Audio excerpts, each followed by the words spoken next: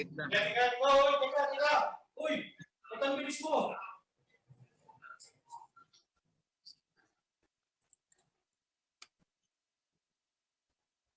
Ano yan?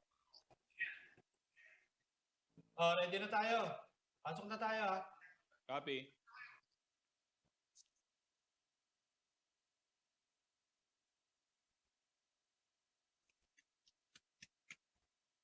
Sabi.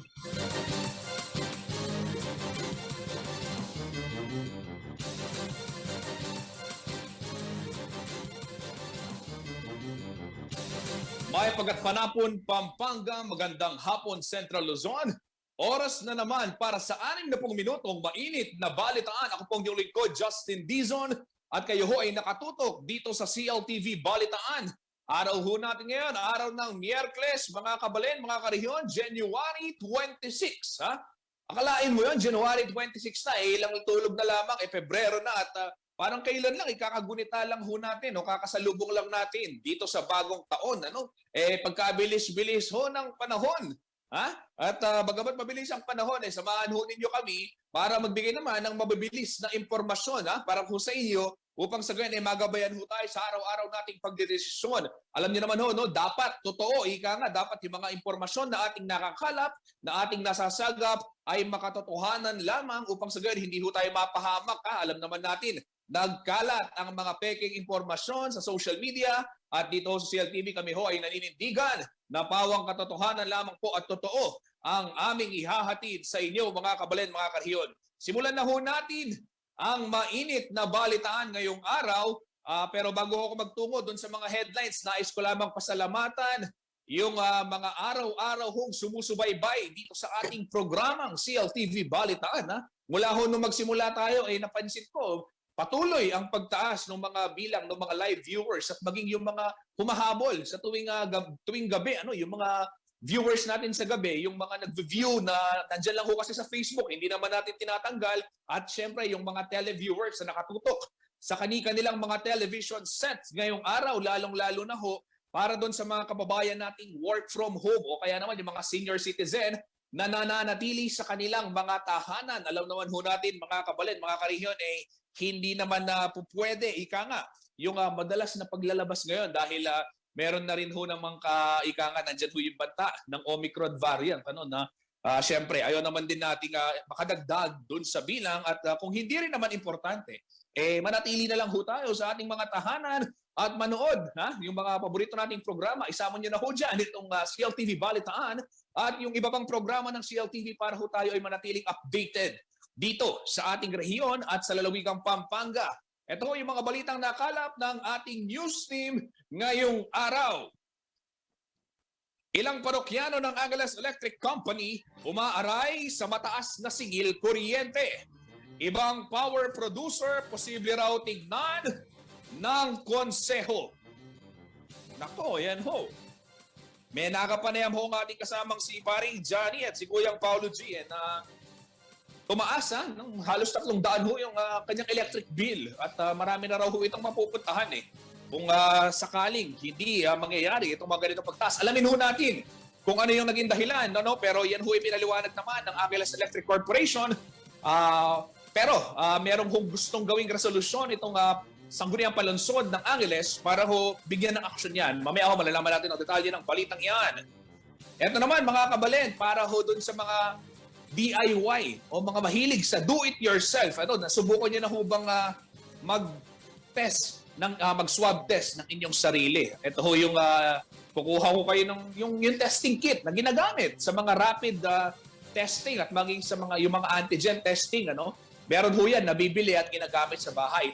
Nagbabala po ang Food and Drugs Administration o FDA sa publiko na mag-ingat po dyan sa mga peke at hindi otorisadong home testing kits kontra COVID-19 o para sa COVID-19 na nagkalat daw sa merkado. At ito, inaprubahan naman ng FDA ang dalawang klase ng home testing kits na ligtas daw gamitin ng publiko. Ano-ano nga ba ang mga ito? Alamin ho natin mamaya sa ulat naman ng ating kasamang si Jennifer Salenga. Alam niyo ho, yung mga bentahan ng mga ganyang produkto mula nung nagkaroon ng COVID-19, kaliwat kanan yan online eh. Kahit sa marketplace, makikita ho natin yan. Pero mag-ingat ho kayo, sabi ng FDA, dahil merong ibang mga produkto, ito nakakatakot, pero totoo, sabi ng FDA, merong ibang mga produkto dyan, yung mga testing kits, na hindi accurate. Ibig sabihin, pwedeng magresulta ng false negative o false positive. At alam niyo naman, kung false negative, mas nakakatakot dahil akala mo iligtas ka, nakapanghawa ka pa ng iba. So alamin ho natin maya-maya lamang yan. Ito naman, usaping election naman po, mga kabalin, mga karehiyon. Sample ballot para sa election 2022 na ipamahagi na raw sa iba't ibang tanggapan ng Commission on Election. At ito daw ay para doon sa kanilang tinatawag na rehearsals o yung paghahanda, preparation para sa eleksyon. At ito ay makikita natin kung ano nga ba yung itsura ng ating mga balota. Diyan ho nakalagay yung pangalan ng ating mga pipiliing mamumuno sa atin sa darating na 2022. At ito naman, magandang balita para sa ating mga kabalen, lalong-lalo na ho sa bayan ng Apalit at maging dito sa iba pang bahagi ng Southern Pampanga o yung kaapat na distrito. Nakatakda na pong magbukas itong Don Honorio Ventura State University Apalit Campus. Ay, napakagandang balita niyan mga kaibigan. Dahil alam naman ho natin, kung merong malapit na pamantasan, accessible na edukasyon, yan ho ang isa sa mga susi para ho tayo ay umunlad. At hindi lamang ang ating sarili o ang ating pamilya, maging ang komunidad. Yan ho, malalaman natin ano-ano nga ba yung mga kurso na ino-offer dyan sa DABSU Apalit. At paano ho yung proseso naman ng enrollment o kung kailan ho matatapos yung campus, bagamat alam natin, limited o hindi pa tayo nagpapatupad ng limited face-to-face sa kasalukuyan, pero alam niyo, darating din ang araw at babalik tayo dyan.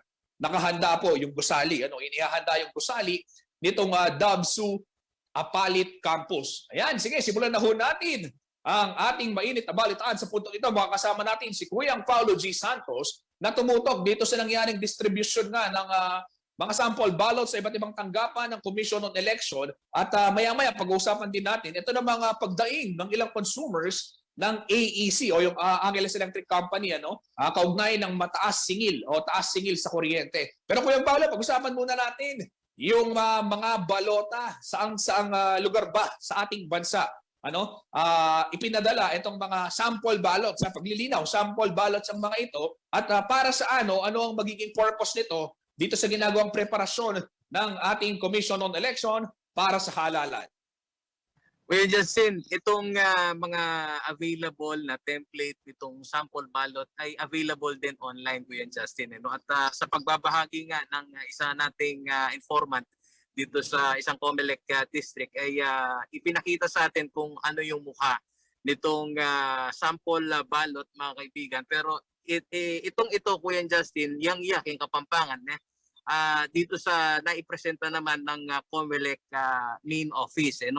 At yung ilang COMELEC district na nagbahagi ho sa atin dito, mga kaibigan, ay kasama na yung mga pinal na pangalan ng mga kandidato maging sa local, Kuya Justin. At ayon kay Regional Director o Assistant Regional Director Attorney Elmo Duque ng COMELEC Region 3, Kuya Justin, ito ay accessible din sa lahat ho ng kanilang website. Na dito makikita, Kuya Justin, ang 10 presidential candidates, 9 na vice president. Dito hindi rin na makikita na, Kuya Justin, yung dalawang idineklarang nuisance candidate ng COMELEC sa kabila nitong pagbabanga nitong TRO ng Supreme Court. Ito yung itong si Vice Presidential Aspirant Wilson Ahmad at Senatorial Aspirant Norman Marquez. 64, Kuya Justin, yung Senatorial Aspirant at may 177 naman na party list groups, Kuya Justin. Kapuna-puna naman na skip, Kuya Justin, o nalampasan yung number 96. At bakit, Kuya Justin, sino ba yung number 96 dito sa balota party list group, Kuya Justin? Ito ho yung allotted sana dito sa party list group na kung tawagin Malasakit Movement ni dating MMDA spokesperson na si Cynthia Lago. At overtaken nga Kuya Justin ay inaasahan daw itong pag-imprenta na ng balota. Pero nauna dito Kuya Justin ay nagkaroon na nga ng pilot printing nitong January 20 para doon naman sa mga manual balot. Hiwalay ho kasi mga kaibigan yung balota para naman ho doon sa mga magpa-participate Kuya Justin. Ito mahalagang malaman din ng ating mga follower, yung mga tinatawag na LAB o local absentee voting Kuya Justin, na sa initial na impormasyon ng news team ay sa kabuuan, sa buong bansa ho 60,000 ballots ang nakatakdang i-imprenta dyan Kuya Justin para doon sa local absentee voting o doon ho sa mga opisyal ng gobyerno, PNP, AFP at maging ho yung aming po mga kabaro sa media ay maaari hong mag-apply nitong LAB, local absentee voting Kuya Justin. Sila ho yung hindi makakaboto ng May 9. Hanggang kailan sila po pwedeng makapag-apply? Kung di ako nagkakamali Kuya Justin, hanggang first week ng Marso. Mangyayari naman ho yung absentee voting mga kaibigan sa araw ho ng 27 April 2029. 3 araw yun Kuya Justin. Habang dito rin sa binabanggit na overseas voting Kuya Justin ay may nakahanda itong COMELEC na mag-imprenta ng nasa 79,000 Kuya Justin na balota. Manual ballots po ito mga kaibigan at hindi ho yung gaya ng balota nito pong mga boboto sa mismong araw ho ng halalan sa May 9. At ang tanong mo ngayon sa akin Kuya Justin at yung mga sumusubaybay sa atin ano kaya yung magiging proseso nitong local absentee voting? Paano sila makakapag-rehistro at paano sila boboto? Sa ngayon mga kaibigan, bukas ho daw itong lahat ng COMELEC office, particular na yung mga kung dito sa Pampanga itong provincial natin, COMELEC natin Kuya Justin na matatagpuan dito malapit sa Kapitolyo. At dito naman sa Angeles City Kuya Justin po pwede din daw mag-apply diyan at doon din mangyayari yung pagboto, aktual na pagboto Kuya Justin. So sa lahat ho ng mga nakasubaybay ho sa amin, maigi kung sakali ho kayo ay may partisipasyon sa mismong halalan, maigi daw Kuya Justin, maaga na hong makapag-apply. Okay, maraming salamat Kuya Paolo para dyan sa update kaugnay nitong pamamahagi ng sample ballot. Pero yung hawak nating balota, na sample ballot, ito ay dito sa Pampanga. At makikita natin yung listahan. Banggitin mo na rin Kuya Paolo para malaman ng ating mga viewers, sino ba yung ano-anong mga pangalan yung makikita, kahit siguro yung pinakamataas na posisyon lamang dito sa lalawigan ng Pampanga para at least alam ng ating mga kababayan. Well, Justin, yan nga din ang ating tinatanong kay Assistant Regional Director Attorney Elmo Duque kung meron na silang naisapinal na bilang naman ng mga nuisance candidates. So far, wala pa siyang naibigay sa atin. Pero dito sa nakuha ho namin kopya ng balota, dito ho sa Pampanga, particular na ho dito sa San Simon, Pampanga, yung ating nakuha. Meron ho tayong 2 kandidato sa pagkagobernador, Kuya Justin, at 5 alkalde. At yun namang mga kandidato para sa pagka-municipal councilor Kuya Justin. Diyan, kumpleto na makikita ng ating mga kabayan na po pwede nating i-flash sa screen. At bahagi daw Kuya Justin nito ring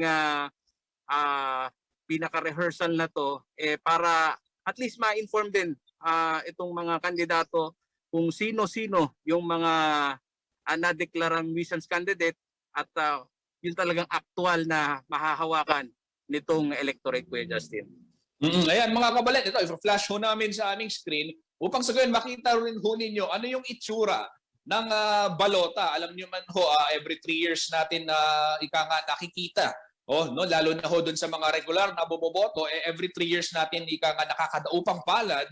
Yang kung tawagin ay sagradong piraso ng papel, dahil diyan ho natin linalagay yung ating magiging kapalaran. Hindi naman yung buong kapalaran pero bahagi ng ating magiging kinabukasan ay yung siyempre yung mga pipiliin nating mamumuno hindi lamang sa ating bansa kundi maging doon sa pinakamababang antas o doon sa level ng munisipalidad at dito ho yung nakuhang kopya ng ating news team ni Kuyang Paulo. Ito pinapakita namin ho sa inyo. Ito yung San Simon, Pampanga, yung ating nakuhang source at makikita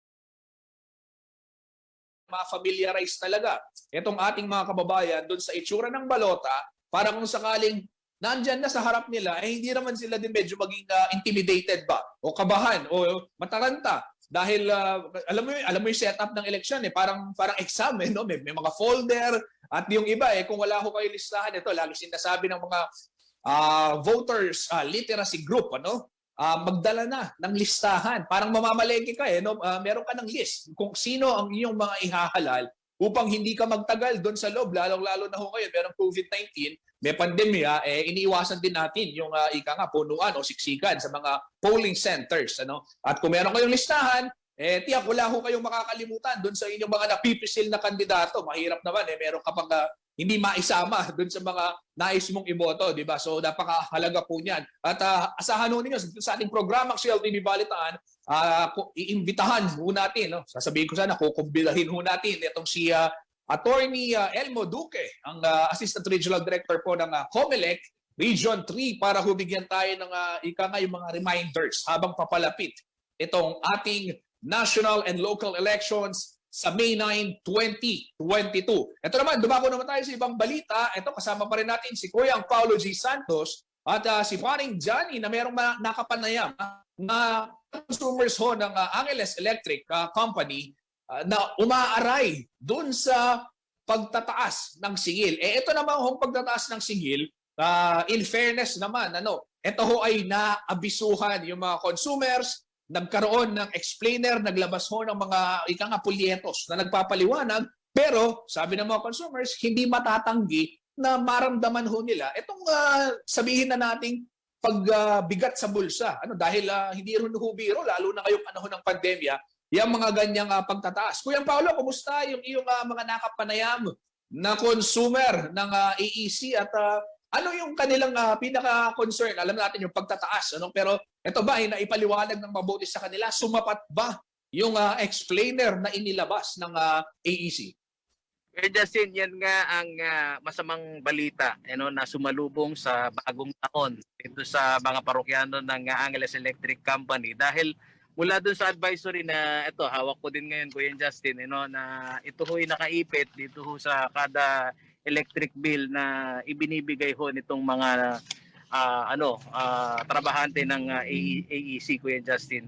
Na dito sa laman ng paunawa sa advisory, Kuya Justin, binabanggit nga yung kalagayan nito hong presyuhan ng coal, carbon, na ito naman ho yung ginagamit ng mga independent power producer na primarily, Kuya Justin, ito yung supplier ng AEC, itong Angeles Electric Corporation. At ang masaklap po nito mga kaibigan, base ho dito sa abiso, base dun sa trend Kuya Justin, talagang paakyat yung presyo. Isipin mo Kuya Justin, kung ikukumpara mo nung kaparehas na buwan ng 2021, itong January at ngayon hong January 2022 mga kaibigan, yun hong presyo ng coal, Kuya Justin, sa pandaigdigang merkado ay nasa $85 per metric tons.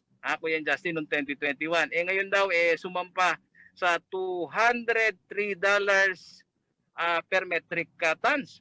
So, gaano kalaki ang inilaki nitong presyong ito, sadyang nakaapekto dito daw sa presyuhan naman na bigay nitong kanilang independent power producer Kuya Justin na JN Power Mariveles Energy Company Kuya Justin na almost 75.9% ito ho raw tinaas. Sa conversion mga kaibigan, kayo hong mga parokyano nitong Angeles Electric Corporation, mula ho dun sa 4 pesos and 75 centavos per kilowatt hour noong taong 2021, ngayon ho sumipa na ho sa 8 pesos and 35 centavos per kilowatt hour. So yung parokyano, residential Kuya Justin na nabulaga dahil nakita nila mula dun ho sa 800 pesos yung regular ho na may electric fan, TV, appliances na nagbibil ho kada buwan ng 800 pesos, sumipa Kuya Justin na nasa 1,300. So ang pagtataka ni Kuya Justin papaano kahit may paliwanag, papaano naman Kuya Justin yung kanilang magiging susunod na bill. Lalo na Kuya Justin, yung mga consumer ngayon mas lalong matipid dahil malamig ang panahon Ano pa kaya summer?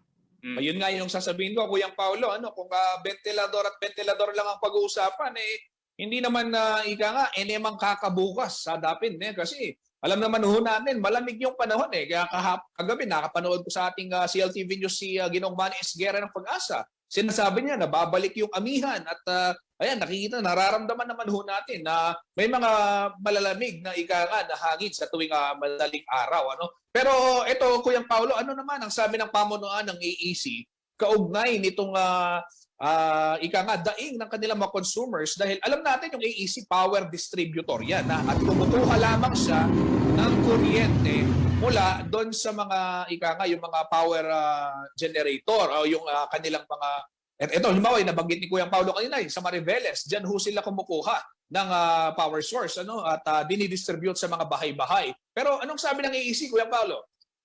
Kuya Justin, tayo umaasa lang dito sa binigay nilang explainer, bagamat bukas ho CLTV News para kay Ma'am Mirna Rivera ang tumatayong tagapagsalita po ng AEC para i-discuss pa further Kuya Justin ang gusto nitong mga consumer, lalo na itong explainer na hawak natin ngayon, yung inilakip dito sa kanilang bill ng kuryente, ibinigay doon sa mga residential. Gusto din naman malaman nitong ating mga kababayan paano naman yung computation doon sa commercial dahil iba naman yung computation doon Kuya Justin Pero ang binabanggit nga dito sa explainer Kuya Justin, dito ho sa kanilang GN Power Mariveles power producer Kuya Justin, nasa 65% daw Kuya Justin ng kanilang power distributor dito ho sa kanilang distrito, 65% nun galing nga lahat dito sa coal power plant Kuya Justin. Kaya yung tinatawag nilang automatic pass-through na ina-allowed naman ng ERC, siya naman daw ina-apply lang nila. Kung ito'y ipinasa ng ganitong halaga, ipapasa din ng ganong halaga sa consumer Kuya Justin.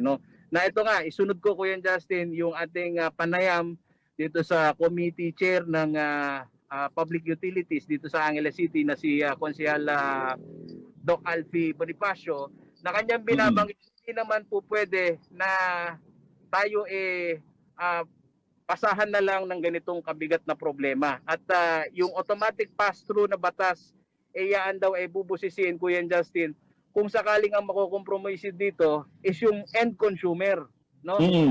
Sa 65% na inaasa ng AEC dun sa coal power plant, bakit naman hindi maging bukas para sa iba pang renewable source ng energy, Kuya Justin, na higit na mura. So, aalamin nila yung aspeto sa mangyayaring pagdinig, Kuya Justin, yung aspeto ng pagpili nitong electric company, kung paano siya kumukuha o namimili nitong mga electric generator, Kuya Justin.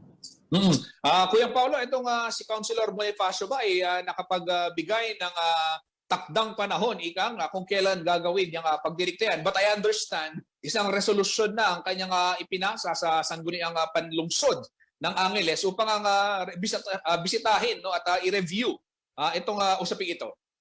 Kuya Justin, yan nga, ngayong araw niya hinihain yun at kukuha din tayo ng kopya dito sa City Hall kung kailan yung mismong date, dahil ang sinasabi niya, dahil marami din itong nag-raise nitong problema, Kuya Justin, na sinalubong nga ng masamang balita itong mga parokyano ng AEC, kailangan din daw maliwanagan yan. Dahil dito sa advisory, Kuya Justin, ng AEC, walang katiyakan kung papaano at yung mangyayari yung presyuhan. Dahil kung sakali, Kuya Justin, na ito'y patuloy na sisirit yung presyo, talagang mabibigatan itong mga parokyano ng AEC. Pero ito, comparative lang, Kuya Justin, kumusta naman sa ilang electric cooperative? Ito ho, nagawa din namin na pagbibigay ho ng impormasyon ho sa inyo, hindi lang ho para malaman yung sitwasyon ho sa isang electric company sa usapin ho ng generation cost.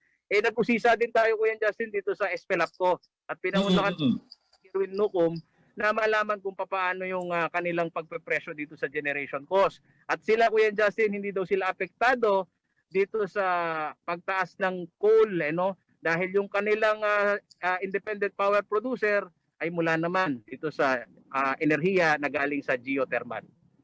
Ayan, so magkaiba yung kanilang source at yung pinagkukunan ng kuryente. At antabayanan natin yung magiging pagdinig sa konseho. Maganda, ma-live din natin dito sa CLTV yung magiging pagdinig ng konseho ng Angeles. Kaugnay nga ho nitong binabanggit na balita ni Kuyang Paulo G, yung pagtataas ng singil sa kuryente ng Angeles Electric Corporation. Lalong-lalo na ho, alam niyo naman, siyempre marami sa ating mga kababayan ng apektado ng pandemya.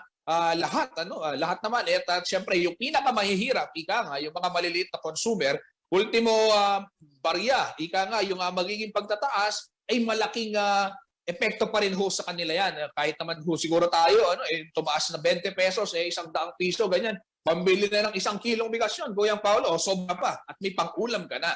Ayan, mga kababayan, yan ho ang ating tututukan. Ang tabayanan ho din yan sa mga darating na araw dito sa ating programa at sa iba pang programa ng CLTV. Ang ay pagtataas ho ng kuryente at yung gagawin pagdinig ng konseho naman ng lungsod ng Angeles. Maraming salamat, Kuyang Paulo G. Santos, paring Johnny, sa inyong mga ulat at mag-iingat kayo. Kapalen, Karehiyon, ito ho, sa ating pagbabalik naman, paalala ho dun sa mga mahilig magsagawa ng self-testing, yung mga nagtetest ng sarili.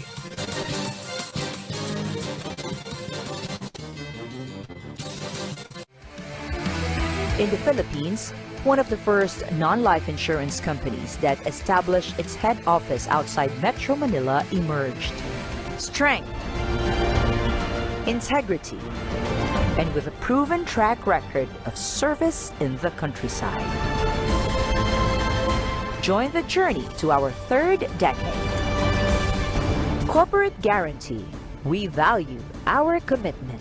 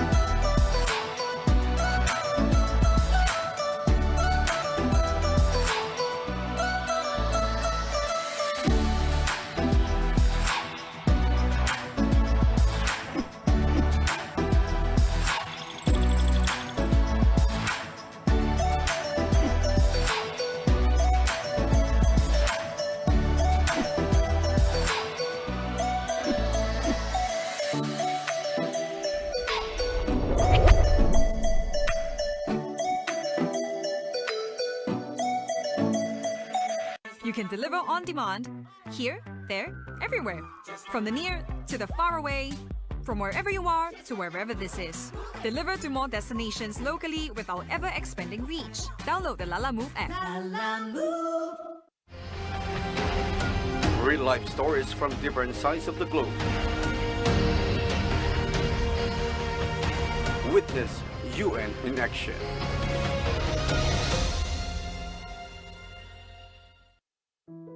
Welcome back!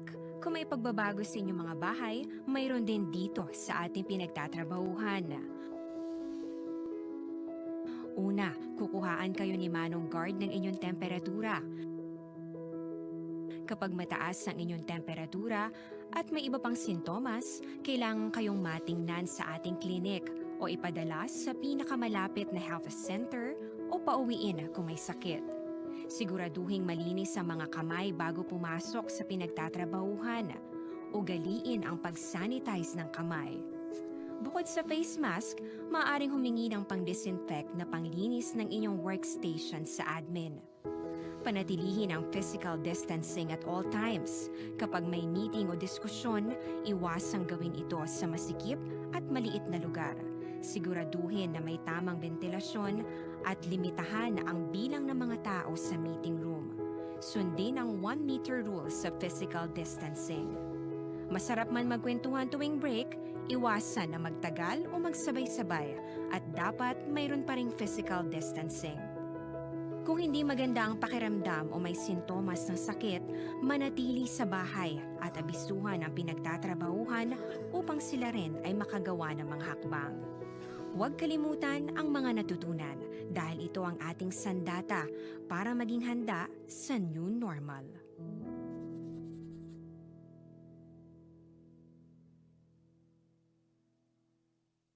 Magandang araw, Maya Payaldo. Naimbag nga aldaw mga Tarlakenyo. Mapapanood ang Central Luzon TV36 sa Tarlac sa pamamagitan ng ating cable partners. Concepcion Pay TV Network Incorporated Analog Channel 66.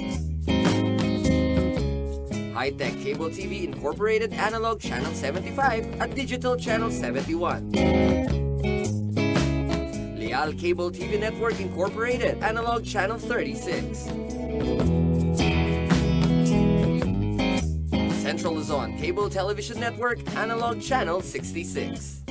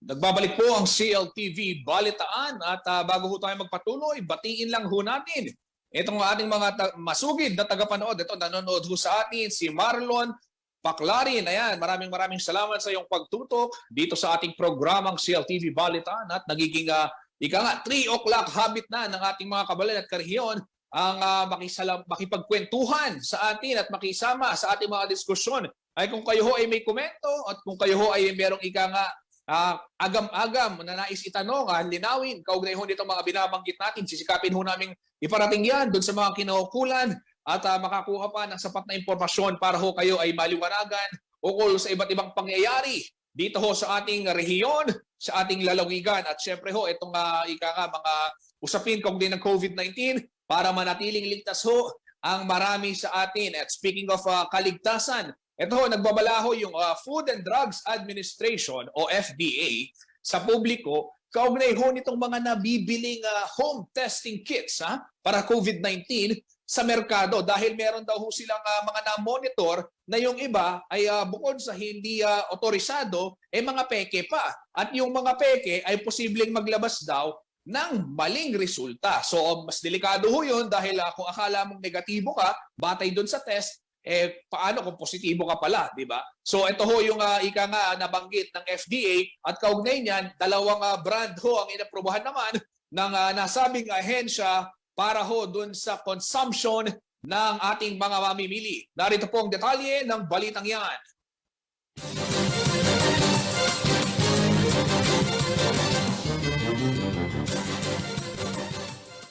Ngayong nagpapatuloy ang pagdami ng COVID-19 cases sa bansa, muling iginit ng Department of Health sa mga local government units ang pagpapatupad ng mga estratehiya upang malabanan ito. Partikular na tinukoy ng DOH ang pagpapalawig ng healthcare capacity ng mga LGU at ang pagpapaigting ng prevent, detect, isolate, treat, reintegrate at vaccinate interventions. Patuloy din ang paalala sa publiko na sumunod sa minimum health and safety protocols.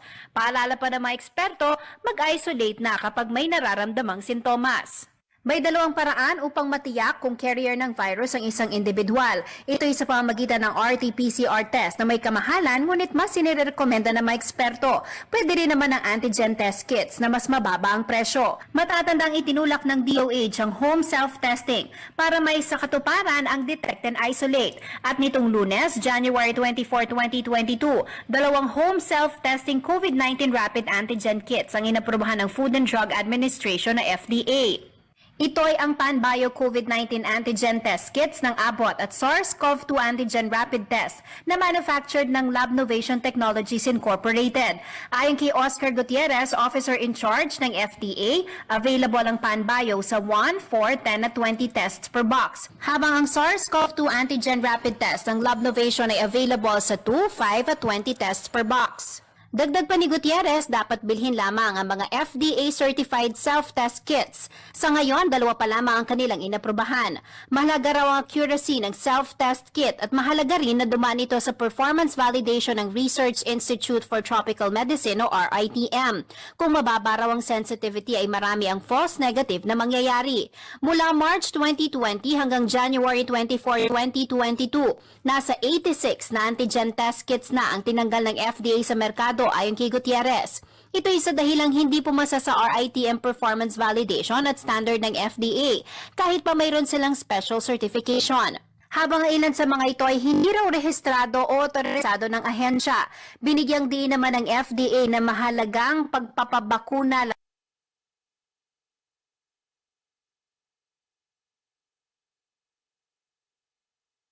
laban sa COVID-19. Nagbabala rin ng FDA sa publiko ukol sa mga fake antigen kits. Patuloy daw silang nagipag-ugnayan sa Criminal Investigation and Detection Group ng Pambansang Pulisya upang mahuli ang mga nagbebenta ng peke o unregistered rapid antigen test kits. Jennifer Salenga, CLTV News.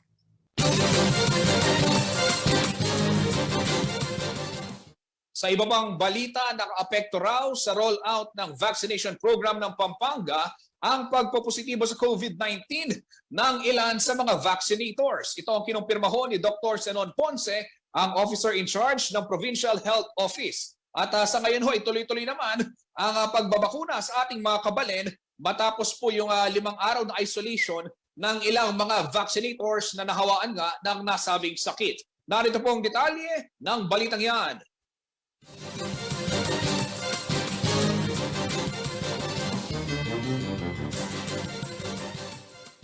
Hindi bababa sa 50 personnel kada vaccination cell ang umaasikaso sa mga nais magpabakuna sa mega vaccination site ng Pampanga dito sa Robinson Star Mills sa siyudad ng San Fernando. Mula sa mga encoder sa registration area, personnel sa screening and verification section hanggang sa mga vaccinator, lahat ay humaharap sa dagsa ng mga tao. Ayon kay Dr. Zenon Ponce, OIC ng Pampanga Provincial Health Office, may mga vaccinator mula sa iba't ibang vaccination team sa lalawigan ang nahawaan na ng COVID-19. Alos kalahati po ng team dito sa Pampanga, more than half team po. Hindi lang kalahati ng team, halos lahat po ng team may nag-positive po.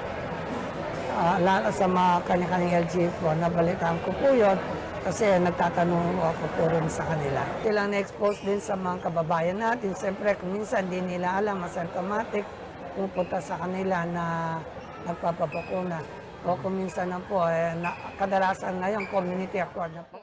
Basta nakumpleto ang quarantine period na 5 araw, nakababalik naman umano ang mga nagpositibong vaccinator, habang regular din ang testing ng mga ito upang hindi magmula sa kanila ang virus transmission.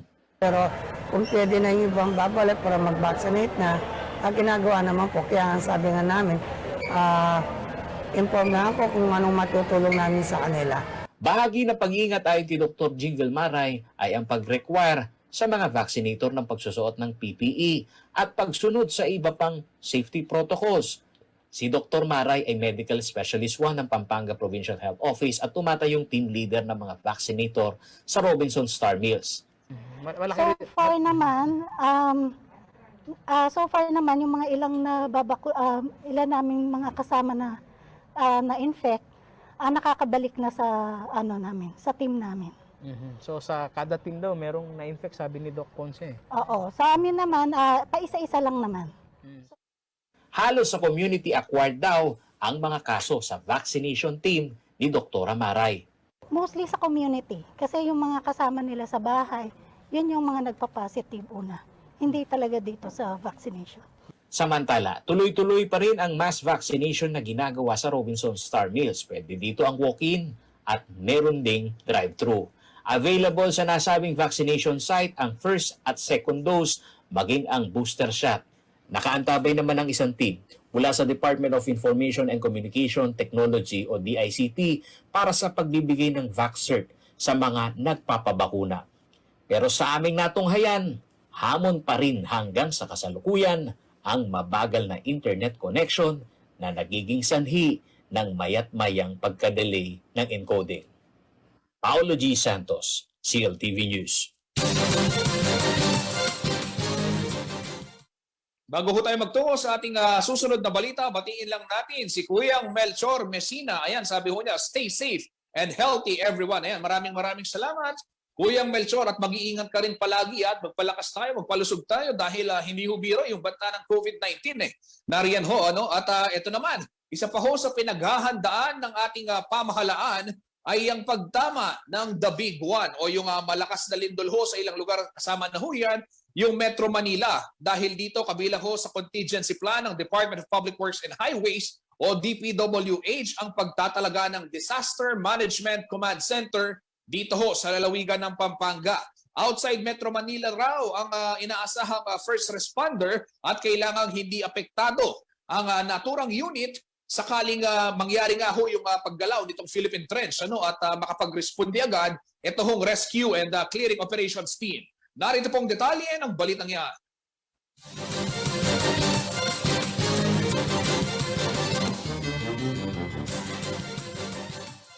Isa sa pinangangambahang labis na mapipinsala sakaling magkaroon ng pagyanig ng lupa sa Philippine Trench ay ang Metro Manila. Bukod sa highly populated ang nasabing lugar, narito rin ang mga naglalakihang infrastruktura at iba't ibang tanggapan ng pribado at pampublikong sektor. Bilang paghahanda, itinalaga ang command center na siyang first responder at lead agency sa pagsasagawa ng rescue and clearing operation ng Department of Public Works and Highways o DPWH. Dahil dito, isang 6 na palapag na gusali na magsisilbing Disaster Response Command Center ng Kagawaran ang itatayo sa siyudad ng San Fernando, Pampanga. It is a very important and timely project to prepare us for any eventualities, most especially kung mayroong mga tinatawag nilang the big one na kung mangyari, hopefully, God forbid, hindi naman mangyari sa Metro Manila, mayroon tayo kagad na opisina and parang seamless ang ating function sa ating pagtrabaho sa infrastruktura dahil DPWH is a very important department when it comes to disaster rehabilitation. Itong buwan ng Agosto taong 2022 ang sinasabing target completion ng 6 na palapag na gusali na sa kabuuan ng Phase 1 at Phase 2 ay nagkakahalaga ng 500 million pesos. Bukod sa bagong tanggapan ng regional directors at opisina ng DPWH Secretary ay may nakaposisyon na command center dito. Batay sa simulation ng The Big One, tiyak umanong magiging problema ang accessibility sa Metro Manila. Kaya kailangang nakaabante ang preparasyon sa labas ng National Capital Region gaya ng Central Luzon na strategical ang lokasyon upang kaagad na makaresponde. Walang obstruction or obstacles as to our work, no? So we have office in Manila in case na mayroong mangyari. Hopefully hindi naman. Meron kaagad tayo dito. So dito meron ng mga office of the secretary. Katuparan din umano ito ng countryside development ng pamahalaan. Matatanda ang nauna na ang paglipat ng opisina ng ilang tanggapan ng National Government Agency gaya ng Department of Transportation na ngayon nasa Clark. Binanggit din ni Secretary Mercado na ang Central Luzon ay bahagi ng rehiyon sa bansa na may malakas na economic activities kaya kailangang maiposisyon dito ang mga government offices na siksikan na sa Metro Manila. Yung physical appearance ng ating kabuuan ng syudad dito sa San Fernando at saka dun sa Clark ay makikita mo ang malaking kailangan ngayon, no? It has evolved into something that is a modern city and full of potential, no? Ikita mo talagang vibrant yung economic activity dito. Paolo G. Santos, CLTV News. Ayan, nanonood din ho sa atin ngayon si ating Analisa Manlapas. Ayan, araw-araw nanonood. Itong si ating Analisa Manlapas. Maraming salamat sa iyong pagtutok dito sa ating programang CLTV Balitaan. At sa atin hong pagbabalik, mga kabalen, mga karehiyon, ibibigay naman namin sa inyo ang detalye kung naingaho ng nalalapit na pagbubukas ng Apalit Campus ng Don Honorio Ventura State University. Dito ho yan, syempre sa Apalit, Pampanga. At ito ho nga ginawang paggunita naman ng Police Regional Office 3 sa ating mga kababayan o yung mga bayaning kung tawagin na SAF 44, yung Special Action Force ng PNP na nasa Wiho noong January 25, 2015 sa isang enkwentro sa Mamasapanong, Maguindanao. Yan po at marami pang iba sa pagbabalik ng CLTV Balitaan. Bilang leader, dapat laging malinaw at nagsisimula ang lahat sa malinaw na paningin. Ang iBerry ay dietary supplement na may iBright Flower Extract at Bilberry Berry. Ito ang malinaw para sa akin. Mahalagang paalala, ang iBerry ay hindi gamot at hindi dapat gamitin panggamot sa anumang uri ng sakit. Association of Land and Sea, the world created in front of me.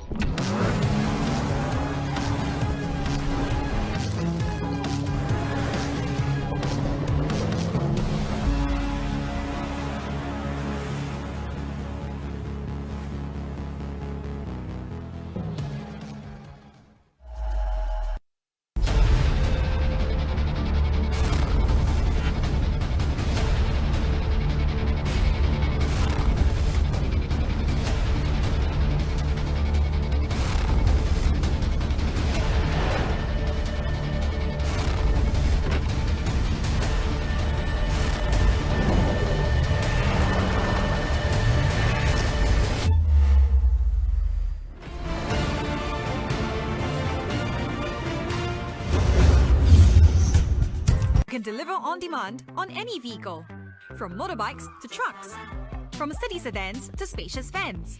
The big, the small, our fleet moves them all. Download the Lala Move app. Lala Move.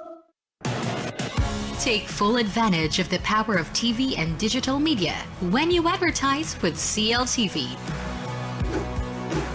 Through CLTV, you can now have your very own TV commercial for your business at a reasonable cost. And not only is your business authenticated by a reliable and trusted TV station, you can also reach our captive audience through CLTV's various digital media platforms at the same time. Contact us to avail of these exciting advertising opportunities.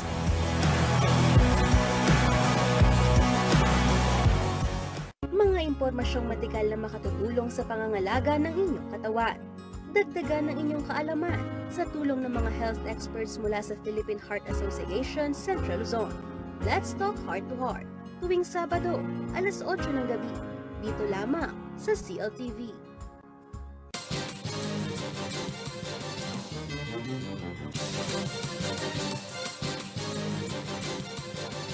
Nagbabalik po ang CLTV Balitaan at batiin lang ho natin si ating Carmen Castro. Ayan, ingat po tayong lahat and God bless CLTV 36. Sabi ho yan ni ating Carmen Castro. Maraming salamat ating Carmen Castro sa iyong pagtangkilik sa ating programa at God bless din ho at mag-ingat ho tayo palagi lalong-lalo na ho ngayong panahong ito. Ano? At dumako naman ho tayo sa iba pa nating mga balita. Ito ho, nakatakdang magbukas. No? Nalalapit na ho ang pagbubukas nitong Apalit Campus ng Don Honorio Ventura State University. At ano-ano ba yung mga kurso na pwede pong enrollan ng ating mga kabalen para humapalapit sila dito nga sa edukasyon na dinala na ho sa Apalit, ay panoorin ho natin ang balitang ito.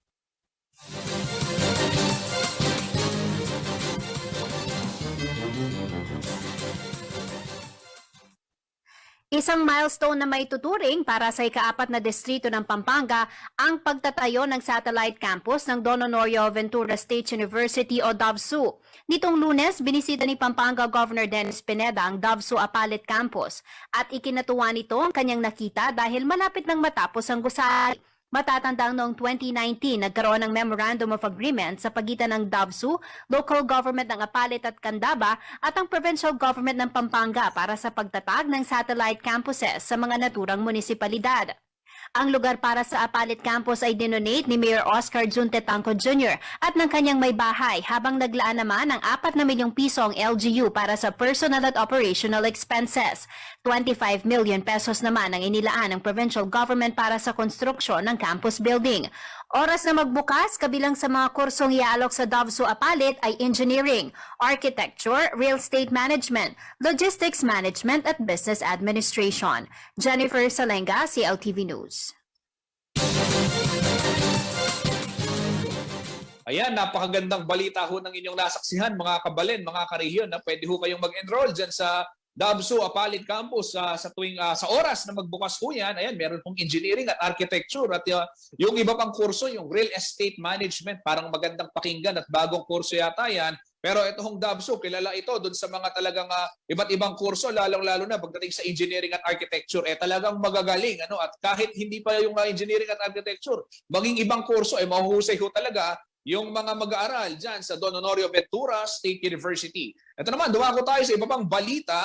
Unti-unti na umanong nakababangon mula sa epekto ng pandemya ang karamihan ng mga maliliit na negosyante dito ho sa Pampanga. Pero sa kabila nito, tinatayang nasa mahigit 5,000 micro, small and medium enterprises ang matinding tinamaan ng pandemya ang napilitan hong magsara. Patuloy naman hong ang paggawad ng safety seals sa mga establishment na nakatugon sa protocol na ipinatutupad ng IATF. May balita po si Jenna Lumbang Parungaw.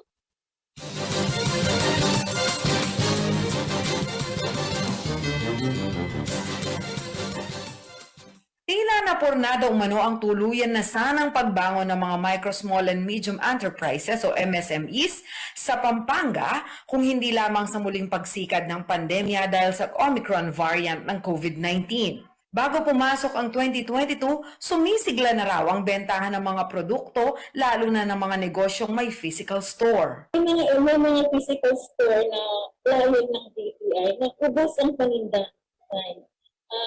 Sabi ko nga, sana magtuloy-tuloy ka po nitong may nangyari na naman ko before.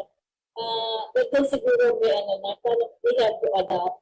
under the new normal situation. Sa report ng mga local government units sa DTI Pampanga, mayroon umanong 5,277 na mga negosyong pansamantalang nagsara at ang iba naman ay hindi pa nagbubukas hanggang sa kasalukuyan. Pinakamatinding tinamaan umano ang tourism industry habang nagiging matatag na ang lagay ng food processing related business. Yung kasi essential natin, yung regarding sa mga iba essential yung processed food, yun ang medyo nakabangon kasi nga essential. Allow sila to sell, no? Pati itong mga medyo nahirapan, yung mga tourism-related na industry natin, itong mga resort. Habang tigil operasyon muna ang ilang establisimento ay binibigyan daw ang mga ito ng kasanayan ng DTI na magagamit kapag sila ay muling nagbukas. Kinuha natin sila ng mga webinars, mga English their capability. Sa mga webinars on how to how to improve more yung mga products nila, and then yung mga other marketing strategy or platforms na pwede nila i-adapt so that they can sell their products. Samantala, iginagawad naman ng Department of Trade and Industry ang safety seal sa mga business establishment na mahigpit ang pagsunod sa mga health and safety protocols na itinakda ng IATF. Kabilang sa mga iniisyuhan ng DTI ang supermarkets, groceries, convenience stores, shopping centers, hardwares, logistics service providers, barbershops and salons, at mga repair shops. Ang Department of Tourism naman ang nagbibigay ng selyo sa mga tourism-related establishment. Mayroon ding safety seal na iginagawad ang ibang ahensya ng gobyerno na sumasakop sa ibang industriya at sektor. Voluntaryo ang aplikasyon ng safety seal at kailangang makapasa sa checklist ng mga kwalifikasyon. Sa Pampanga, nasa 125 na ang nabigyan ng selyo ng DTI. So pumasa ka doon, so i-issue ka ng safety seal. So kapag nakita niyo po ang safety seal sa establishment, meaning ang establishment na to na-assess, na-validate, na kinusundan ng minimum safety protocol na binagba ng ating interagency task force o yung Department of Health. So parang safe ka na pumasok sa normal sa establishment. Hinihikayat naman ng DTI ang publiko na tulungan ng mga MSMEs na malampasan ang pandemya sa pamamagitan ng pagtangkilik sa kanilang produkto na makikita sa mga stores at trade fairs. Jana Lubang Parungaw, CLTV News. Ayan, para ho dun sa iba pang mga negosyo na nais nyong suportahan at malaman kung ano-ano nga ba yung mga MSME dito ho sa ating lalawigan at sa ating rehiyon. Abay, pwede ho kayong manood ng Business Unusual dito sa CLTV para naman ay maging updated ho tayo. At syempre, ika nga, support local. Tulungan ho natin silang makabangon. Sama-sama ho tayo ngayong panahon ng pandemya. Samantala sa iba pang balita, ginunita ho sa iba't ibang tanggapan at opisina ng police, no, ng Philippine National Police dito ho sa gitnang Luzon, itong tinatawag na sakripisyo ng 44 na miyembro ng PNP, Special Action Force, o mas kilala ho dun sa tawag na SAF 44 na nasawi ho sa enkwentro noong January 25, 2015 sa Mamasapanom, Maguindanao. Ang kabayanihan daw ng SAF 44 ay nagsisilbing gabay ng kapulisan para higit na kanilang magawa ang kanilang sinumpaang tungkulin. Narito po ang detalye ng balitang yan.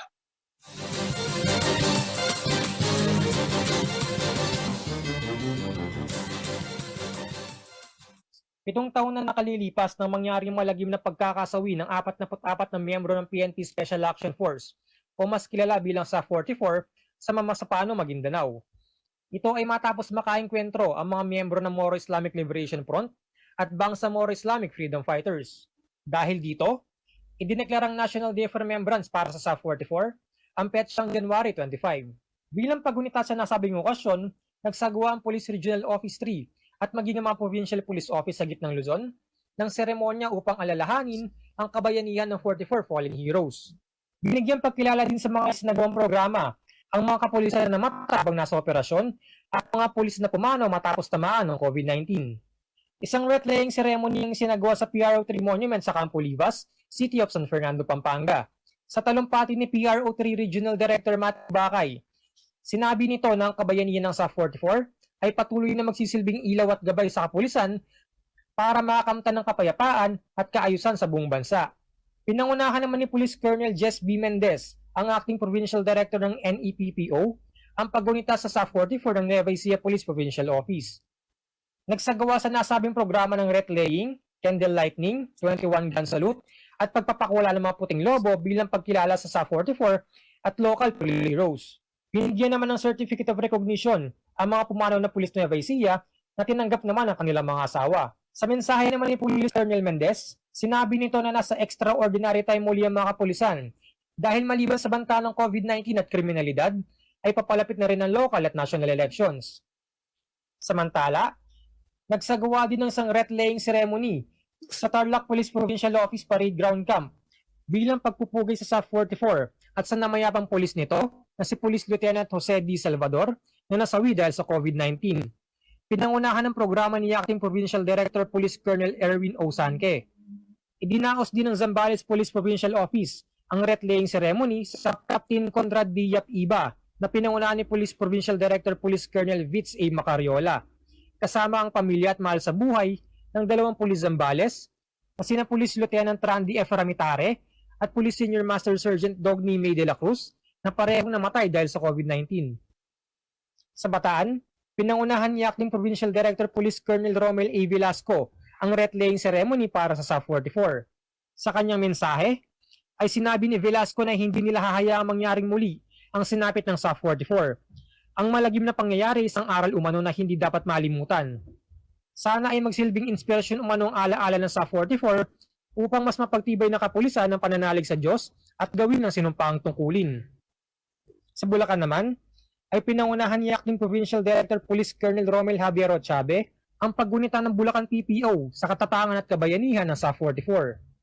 Nagsagawa rin ng Aurora Police Provincial Office ng wreath-laying ceremony na pinangunahan ni Provincial Director Police Colonel Julio S. Lizardo.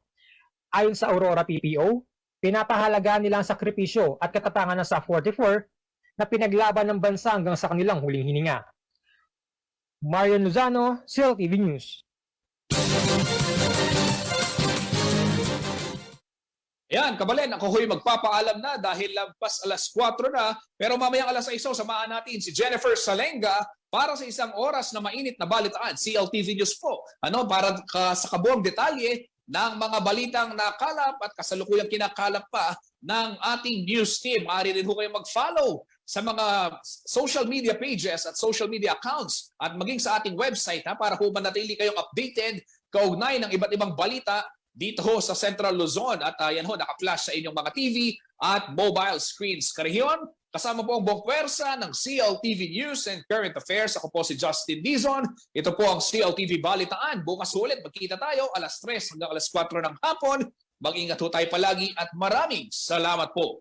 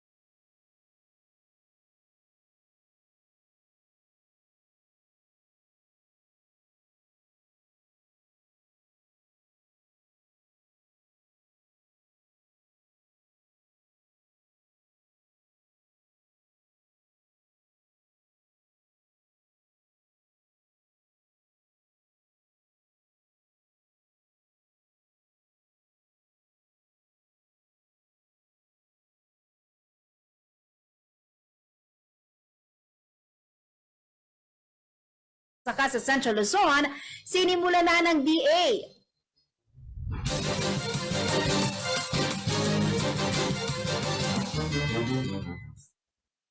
Magandang gabi mga karehiyon. Ako po si Jennifer Salenga. Oras na para sa mga may init na balitang Central Luzon. Nakaapekto raw sa rollout ng vaccination program ng Pampanga ang pagpupositibo sa COVID-19 ng ilang mga vaccinator ng lalawigan. Ito po ang kinumpirma ni Dr. Zenon Ponce, ang officer in charge ng Provincial Health Office sa CLTV News. Matapos naman daw ang 5 araw na isolation, balik duty na rin ang mga vaccinator para sa tuloy-tuloy na pagbabakuna sa ating mga kabalan. Narito po ang report.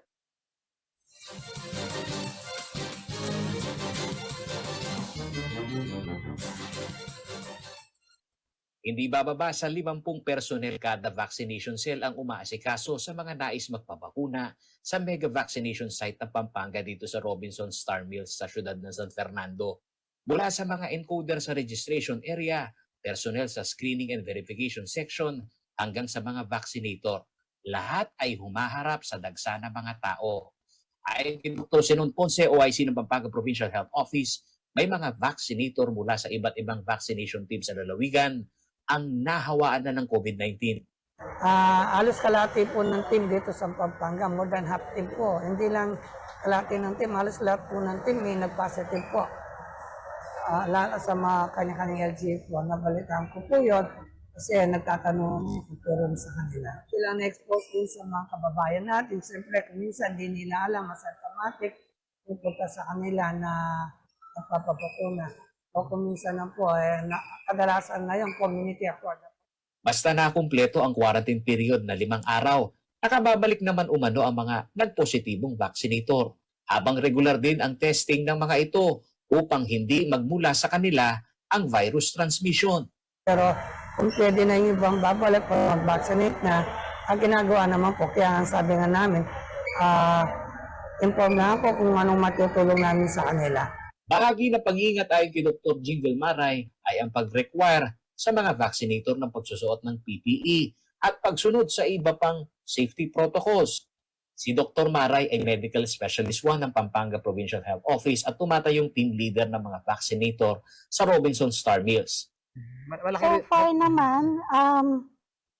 So far naman yung mga ilang ilan naming mga kasama na na-infect, nakakabalik na sa sa team namin.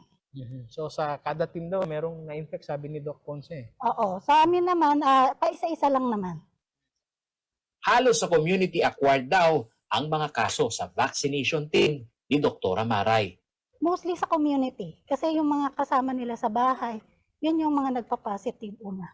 Hindi talaga dito sa vaccination. Samantala, tuloy-tuloy pa rin ang mass vaccination na ginagawa sa Robinson Star Mills. Pwede dito ang walk-in at meron ding drive-thru. Available sa nasabing vaccination site ang first at second dose, maging ang booster shot. Nakaantabay naman ang isang team mula sa Department of Information and Communication Technology o DICT para sa pagbibigay ng VaxCert sa mga nagpapabakuna. Pero sa aming natunghayan, hamon pa rin hanggang sa kasalukuyan ang mabagal na internet connection na nagiging sanhi ng mayat-mayang pagka-delay ng encoding. Paolo G. Santos, CLTV News.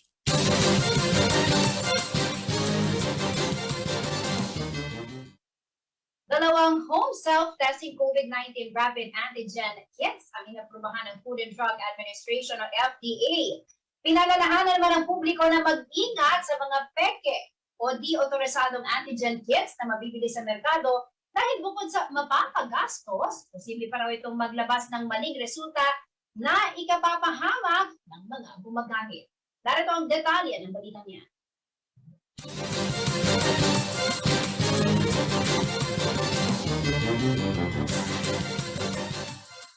Ngayong nagpapatuloy ang pagdami ng COVID-19 cases sa bansa, muling iginit ng Department of Health sa mga local government units ang pagpapatupad ng mga estratehiya upang malabanan ito. Partikular na tinukoy ng DOH ang pagpapalawig ng healthcare capacity ng mga LGU at ang pagpapaigting ng prevent, detect, isolate, treat, reintegrate at vaccinate interventions. Patuloy din ang paalala sa publiko na sumunod sa minimum health and safety protocols. Paalala pa ng mga eksperto, mag-isolate na kapag may nararamdamang sintomas. May dalawang paraan upang matiyak kung carrier ng virus ang isang individual. Ito ay sa pamamagitan ng RT-PCR test na may kamahalan ngunit mas sinirekomenda ng mga eksperto.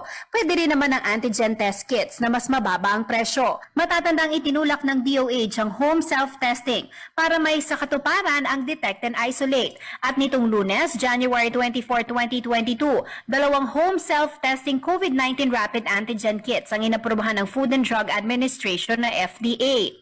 Ito ay ang Panbio COVID-19 antigen test kits ng Abbott at SARS-CoV-2 antigen rapid test na manufactured ng Lab Innovation Technologies Incorporated. Ayon kay Oscar Gutierrez, Officer in Charge ng FDA, available ang Panbio sa 1, 4, 10 at 20 tests per box. Habang ang SARS-CoV-2 antigen rapid test ng Lab Innovation ay available sa 2, 5 at 20 tests per box. Dagdag pa ni Gutierrez, dapat bilhin lamang ang mga FDA-certified self-test kits. Sa ngayon, 2 pa lamang ang kanilang inaprubahan.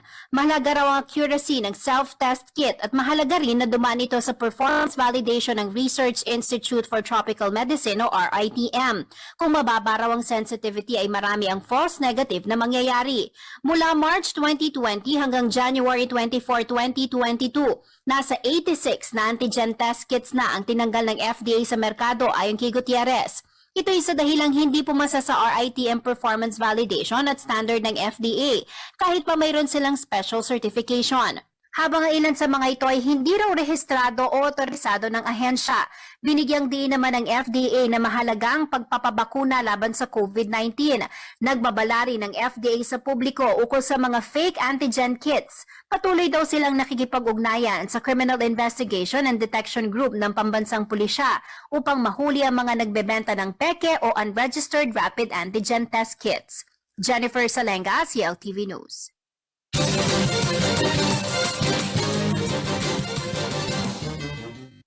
Sa pagbabalik ng CLTV News, Disaster Management Command Center ng DPWH itatayo sa City of San Fernando bilang paghahanda sa The Big One. 5,000 MSME sa Pampanga pansamantalang nagsara dahil sa pandemya at safety seal iginagawad sa mga establishment na nakatutugon sa mga IATF protocol. At tax exemption sa election honoraria, panawagan ng alyansa ang buro. Natiling nakatutok para sa iba pang nangungunang balita ngayong araw. Sa haba po ng traffic sa EDSA, pabayaan ko po na umihit. Madalas po nakakaranas ako ng pananakit ng aking bewang. Ang findings po sa akin ay nagkaroon po ako ng kidney stone. Dahil sa kidney care, ang problema ko sa kidney ko, solved na. Kayang-kaya ng kidney care. Ang kidney care, hindi gamot, hindi dapat gamitin panggamot sa anumang uri ng sakit.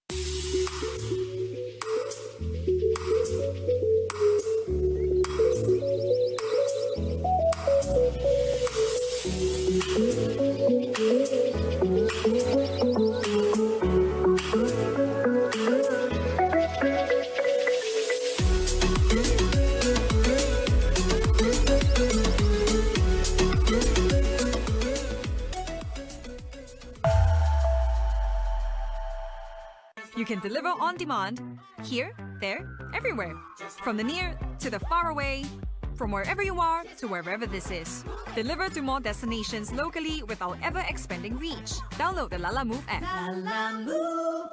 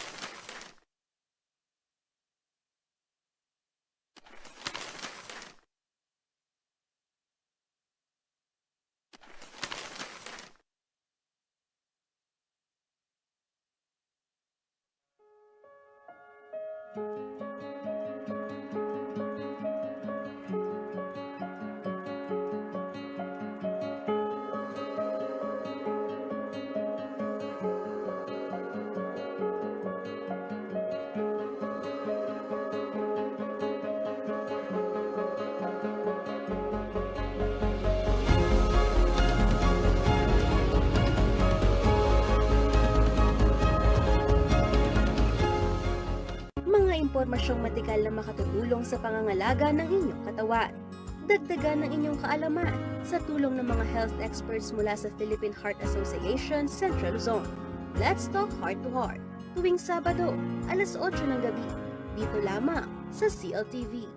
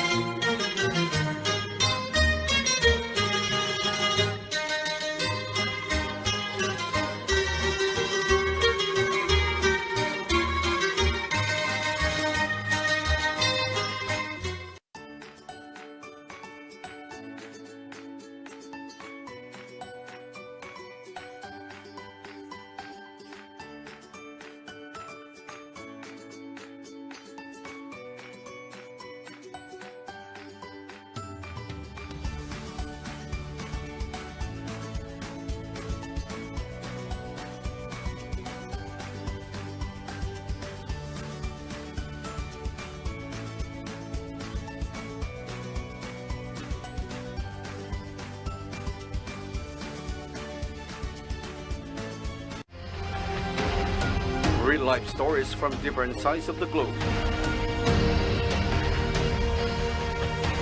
Witness UN in action.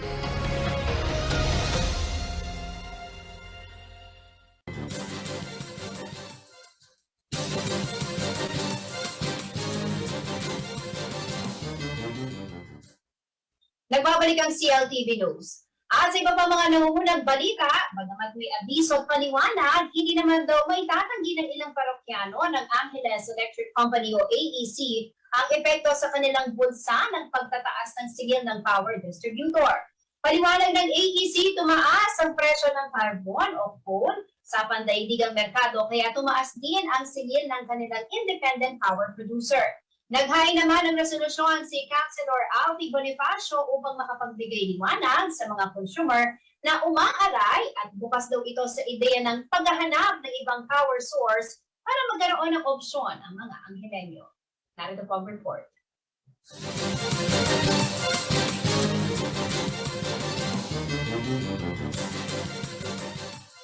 Malayo ang tingin ng senior citizen na si Lola Leonida Garcia matapos matanggap ang kanilang electric bill para sa buwan ng Enero. Ayon kay Lola Leonida, tumaas ito ng halos 300 piso. Tumaas po. Dati po 800, 1,300. Kwento ni Lola Leonida, may abiso naman ng Angeles Electric Company sa pagtaas ng singil sa kuryente. Ngunit siya umano ay hindi na nagiging mabusisi pa sa naka-itemize na bayarin sa electric bill.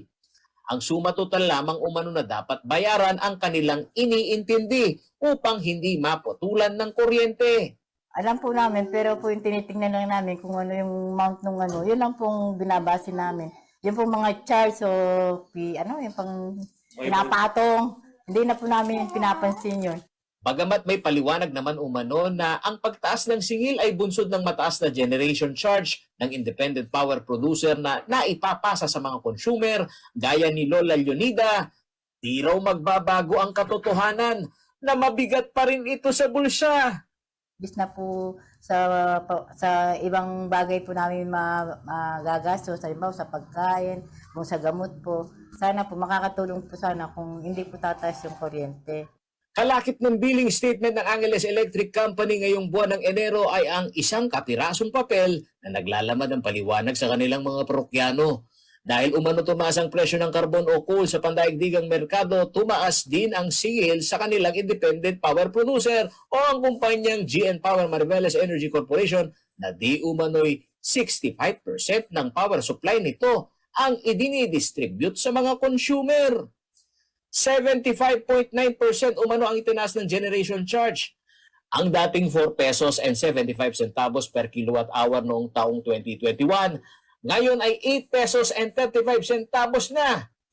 Sinikap ng CLTV News na makipag-ugnayan sa tagapagsalita ng AEC na si Ms. Mirna Rivera para mapaghambing sana ang dagdag na generation cost na makukuha ng residential sa commercial consumer, ngunit hindi ito tumugon sa aming tawag. Bagkus pinagkalooban naman kami ng kopya ng kanilang explainer na pagtaas ng presyo ng supply sa pandaigdigang merkado ng coal.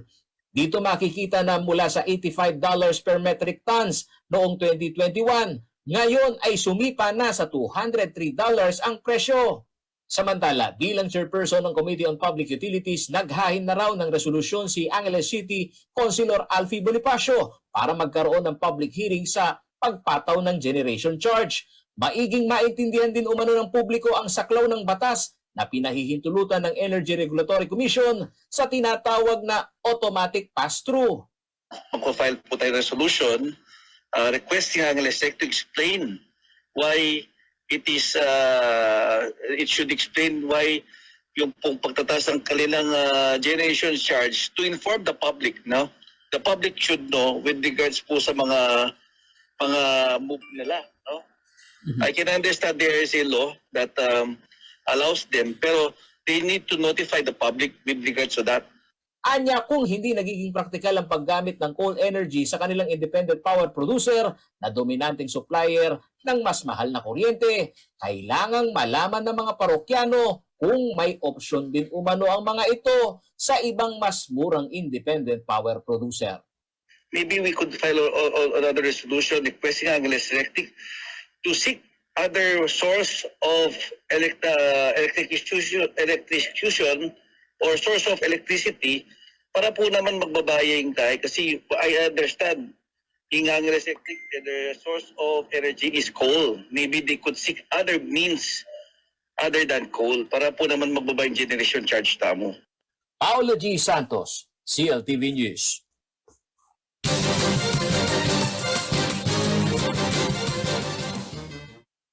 Isa sa mga pinaghahandaan ng mga iba't ibang ahensya ng pamahalaan ay ang pagtama ng The Big One o malakas na ribbon sa ilang lugar sa bansa kasama na po ang Metro Manila.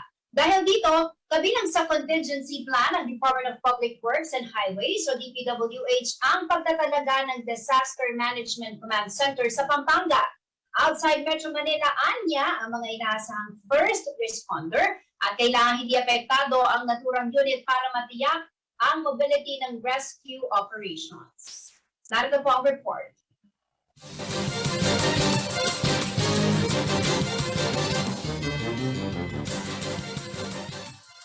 Isa sa pinangangambahang labis na mapipinsala sakaling magkaroon ng pagyanig ng lupa sa Philippine Trench ay ang Metro Manila. Bukod sa highly populated ang nasabing lugar, narito rin ang mga naglalakihang infrastruktura at iba't ibang tanggapan ng pribado at pampublikong sektor. Bilang paghahanda, itinalaga ang command center na siyang first responder at lead agency sa pagsasagawa ng rescue and clearing operation ng Department of Public Works and Highways o DPWH.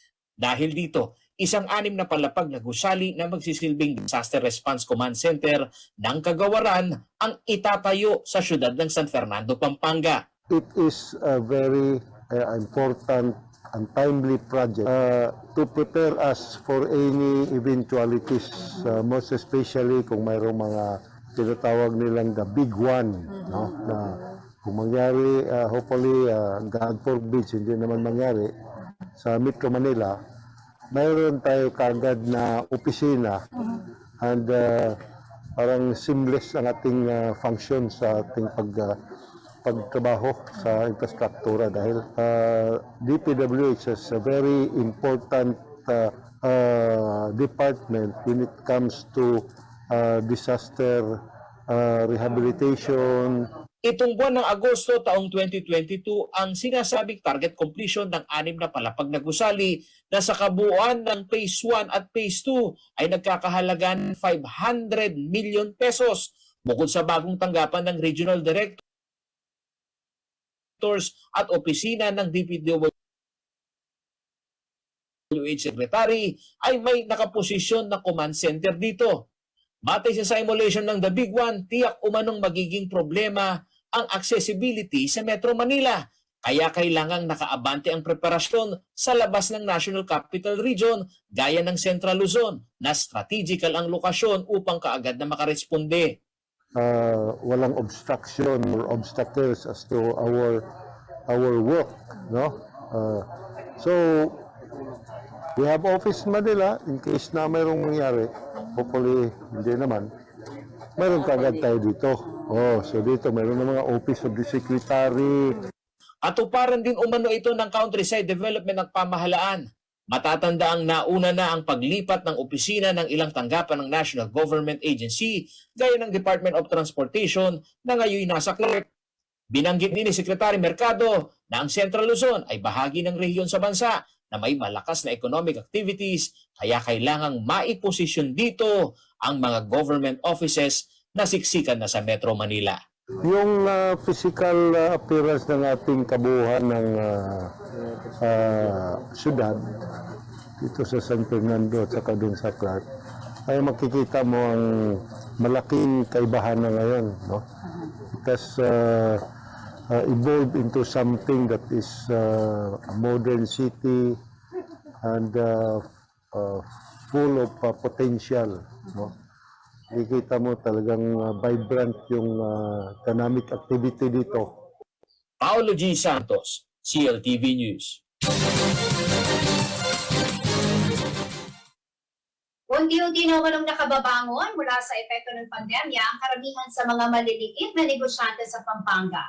Sa kabila nito, tinatayang nasa mahigit 5,000 micro, small, and medium enterprises o MSMEs ang matinding tinamaan, kaya pansamantalang nagsara. Patuloy naman ang paggawad ng safety seal sa mga establishment na nakatugon sa protocol na ipinatutupad ng IATF.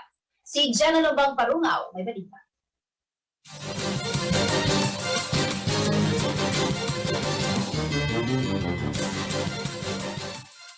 Tila napurna umano ang tuluyan na sanang pagbangon ng mga micro, small, and medium enterprises o MSMEs sa Pampanga kung hindi lamang sa muling pagsikad ng pandemya dahil sa Omicron variant ng COVID-19. Bago pumasok ang 2022, sumisigla na raw ang bentahan ng mga produkto lalo na ng mga negosyong may physical store. May mga physical store na client ng DTI na ubos ang paninda that time. Sabi ko nga, sana magtuloy-tuloy ito nitong may nangyari na naman Omicron. Ito siguro may parang we have to adapt under the new normal situation. Sa report ng mga local government units sa DTI Pampanga, mayroon umanong 5,277 na mga negosyong pansamantalang nagsara at ang iba naman ay hindi pa nagbubukas hanggang sa kasalukuyan. Pinakamatinding tinamaan umano ang tourism industry habang nagiging matatag na ang lagay ng food processing related business. Kasi yung essential natin, yung regarding sa mga iba essential yung processed food, may medyo nakabangon kasi nga essential. Allow sila to sell, no? At itong mga medyo nahirapan, yung mga tourism-related na industry natin, itong mga resort. Habang tigil operasyon muna ang ilang establishmento ay binibigyan daw ang mga ito ng kasanayan ng DTI na magagamit kapag sila ay muling nagbukas. Tinanong natin sila ng mga webinars, mga increase their capability.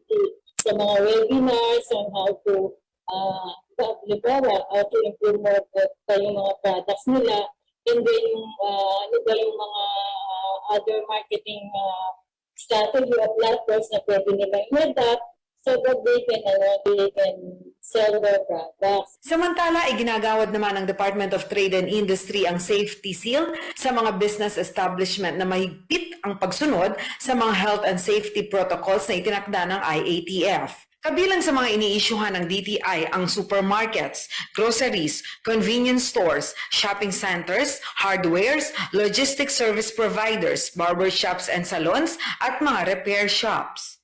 Ang Department of Tourism naman ang nagbibigay ng selyo sa mga tourism-related establishment. Mayroon ding safety seal na iginagawad ang ibang ahensya ng gobyerno na sumasakop sa ibang industriya at sektor. Voluntaryo ang aplikasyon ng safety seal at kailangang makapasa sa checklist ng mga kwalifikasyon. Sa Pampanga, nasa 125 na ang nabigyan ng selyo ng DTI. Pag pumasa ka doon, i-issue ka ng safety seal.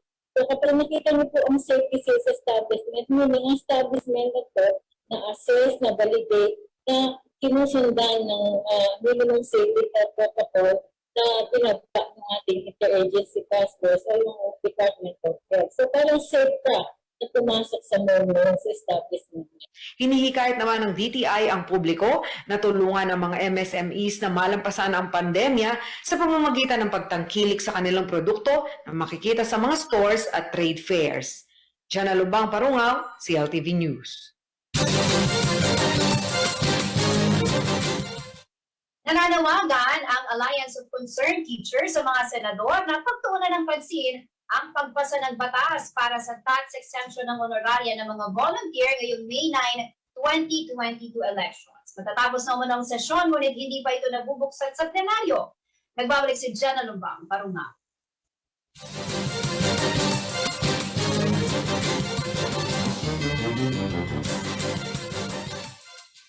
Limang buwan na ang nakalilipas ng aprubahan sa House of Representatives, ang House Bill 9652 na naglalayong amyendahan ang National Internal Revenue Code of 1997. Sa pamamagitan ng batas, bibigyan ng exemption sa buwis ang mga election-related honoraria at allowance na tinatanggap ng mga volunteers tuwing halalan na karamihan ay mga guro. Ang House Bill 9652 na inakda ng Alliance of Concerned Teachers o ACT Teachers Party List ay mayroon ng counterpart sa Senado, ang Senate Bill 193 na ipinasa ni Senator Sherwin Gatchalian.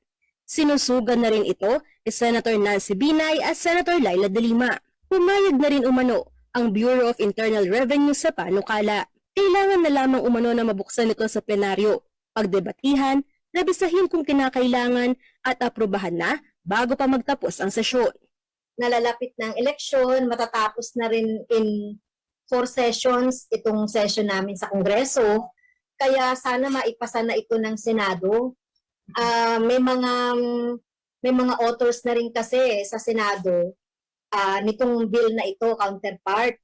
Kaya parang natatagalan kami na hindi pa ito pinag-uusapan para maipasa na ito at maisabatas na. Sa ilalim ng Election Service Reform Act, tumatanggap ng 7,000 pesos ang Electoral Board Chairman, 6,000 ang mga member, 5,000 ang supervisor official, at 3,000 ang support staff, bukod pa sa 2,000 pisong travel allowance. Ngayon ay may 1,000 additional honoraria, 500 pesos na COVID allowance, at 1,000 na travel allowance. Ngunit kung hindi maaaprubahan ng batas, kakaltasan ng honoraria ng 5%. Katumbas ito ng 112.5 million pesos ng kabuuang tax na makukuha sa mga voluntaryo ng eleksyon. Ayon sa Alliance of Concerned Teachers, ang tinatanggap ng mga election volunteers ay halos hindi sapat kung pag-uusapan ng laki ng trabaho at peligro ng election service. May mga teachers na naharas, may mga teachers na dinedemanda, ng mga nakaraan, syempre delayed din yung mga honorarium, at saka may teachers na rin ng mga namatay dahil sa pagsaserve nila sa election. Hinihiling din ng grupo na kahit hindi monetary benefits, ay dagdagan naman daw sana ang ibinibigay sa gurong manpower ng eleksyon. Sana pa rin madagdagan. Kung di man siya monetary, madagdagan siya, halimbawa yung mga leave credits, madagdagan ng service credits, yung paid leave na magagamit kasi may 5 days ngayon sa batas. Gusto natin gawin siyang doble. Kung sakaling hindi madadagdagan na yung paid benefits, yung monetary benefits. Angelica Cara, CLTV News. Sa pagbabalik ng CLTV News, kilalanin ang first nominee ng Homeowners Party List si Leira Buana. Pamamahagi ng 5,000 pisong cash assistance sa higit 177,000 na magsasaka sa Central Luzon, sinimulan na ng DA. Manatili nakatutok at magbabalik ng CLTV News.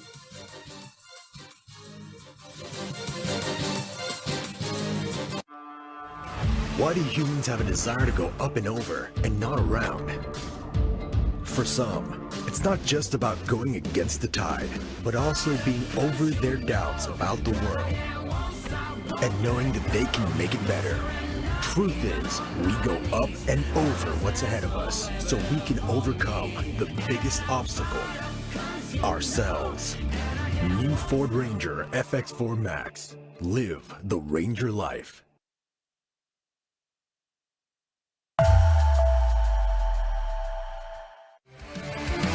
In the Philippines, one of the first non-life insurance companies that established its head office outside Metro Manila, emerged. Strength, integrity, and with a proven track record of service in the countryside. Join the journey to our third decade. Corporate Guarantee. We value our commitment. You can deliver on demand on any vehicle, from motorbikes to trucks, from city sedans to spacious vans. The big, the small, our fleet moves them all. Download the Lala Move app. Lala Move.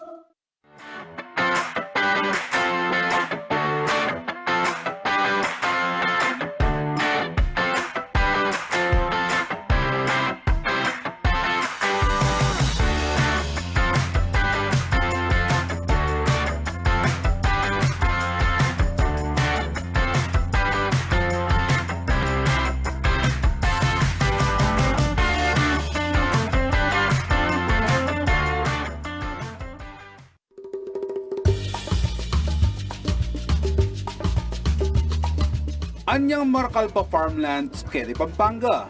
May giyang libangan da ring anak a Kapampangan o maski na ring mga tuwa na mandakap lang insekto kaya rininguran. Kaybat, luto de ang kanan. Kanita, sobrala karakalketi. Ing pamandakap insekto taga nang maka-enjoy ang exciting. Kasi makatok nang la underground. Bang kanitang arakap mula, kailangan may gamitan ng gamat mo. O, atin nakang-idea kingamon nun ko. Ay wa, in kamaro o mole crickets. Kareng Kapampangan, considered ang delicacy. Dakala, patsekauran, ang pumabasahing gabon. King August, September. Kaya ti Pampanga, ating papingbalay na mag-celebrate Kamuro Festival, ing magalang. Manyaman taga ng mga exotic foods, lalo na't aliwaliwang luto, ing malyari mong gawan Kenny.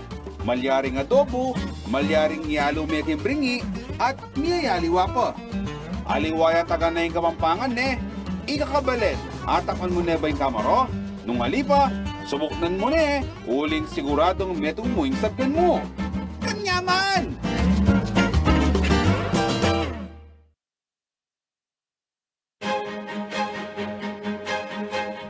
Para sa most development-oriented talk or discussion program, ang pinili na Scott Ista ay ang So to Speak COVID-19, Bigat ng Laban, Pasa ng Kababaihan ng CLTV 36. Nais naming pasalamatan ang mga bumubuo ng UPLB Gandingan sa kapitalang iginawat ninyo sa aming programang So to Speak. Nais ko rin gamitin ang pagkakataong ito upang ipahayag ang taus-pusong pasasalamat at pagpapahalaga sa lahat ng mga women health workers at mga kababaihan sa mga komunidad.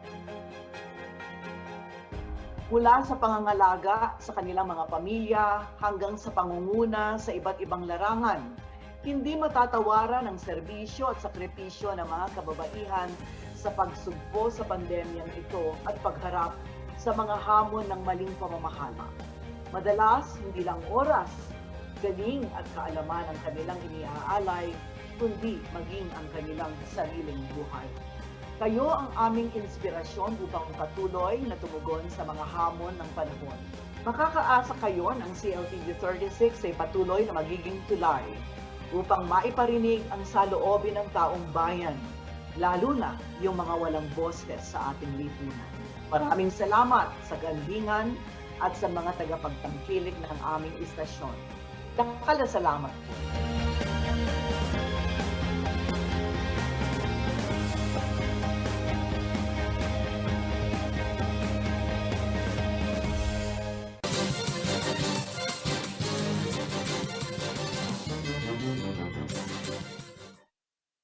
Nagbabalik ang CLTV News. Ang makakasama po natin ngayong gabi ay ang first nominee ng Home Owners Party List na si Leira Buwan. Siya po ay nagsilbi bilang Assistant Secretary ng Department of Human Settlements and Urban Development at founder ng non-profit charitable group na Lingap Balen, isa pong non-government organization sa Porac, Pampanga. Mga karehiyon, Alamin po natin ang plataforma at kilalanin pa po natin ang Homeowners Party List. Ang ating pong kabalan, wala pong iba kundi si Ma'am Lay. Magandang gabi po sa inyo, Ma'am Lay. Welcome po sa CLTV News. Hello po, hi Ma'am Jen. Hello po sa lahat ng viewers, listeners at buong pamilya na nakikinig po. Magandang gabi po sa inyong lahat. Ito po si Ate Lay, Kapampangan Buo. At may ayod sa pagmaragol ko Kapampangan ko. Hello po. Our kabalan from Porac, Pampanga. Bago po natin simulan ito pong ating panayam, kumusta po kayo? Kayo po ay currently President and Chairperson of the Homeowners Organization. How are you, ma'am? I'm okay naman po. Siyempre, siguro naman kung ano yung mga pinagdadaanan natin right now through individual and also by families and community, pare-pareho po tayo halos. Tinamaan tayo ng, eto na, mahigit 2 taon na po tayo sa pandemya. Ngunit pilit pa rin lumalaban at pilit ding nakikipag, alam mo yung ang problema ay napakatagal na, wala pong mag-aakala na hanggang 2 taon ay makakasama natin itong pandemic na ito. So ako po bilang si Ate Lay, hindi naman po kami huminto. Even 2019 na during the lockdown, 2020, ginawa po namin ang makakayanan, though we cannot go down dun sa grassroots to give for the tangible house and lot. Pero ang ginawa po natin, pinaigti po natin dito sa 2019 and then 2020 yung polisiya ng pag-relax, ng paano makatulong sa developer, paano makakatulong sa mga 6.6 na million na nangangailangan ng pabahay. At tinatamasa na po natin ngayon itong aming nakrap na policy dito doon sa Department of Human Settlements and Urban Development during lockdown. Implementing na po tayo ngayon. Nag-i-implement na tayo ng project para tulungan ang lahat ng LGU na may problema sa pabahay. Ito na nga po, Ma'am Lay, nabanggit nyo na ho yung inyong trabaho. Kayo po ay public servant na at nagtatrabaho na para po sa ating mga kababayan. Bakit po naisipan pa po ninyong humabol bilang party list, representative ng homeowners po? Alam mo, Ma'am Jen, 2010 kasi nung bumalik ako sa Pilipinas from my mission in Africa, yung mga AIDS victim na mga bata, from long years I was there in Africa, in and out.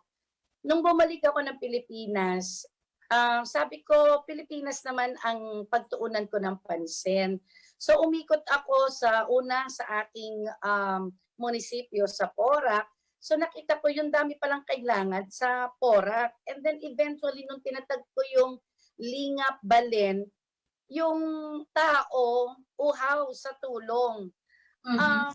So in my own capacity, nakakatulong ako. Inuna ko yung mga senior citizen, tapos yung mga bata, and then the single parent, and then the PWD.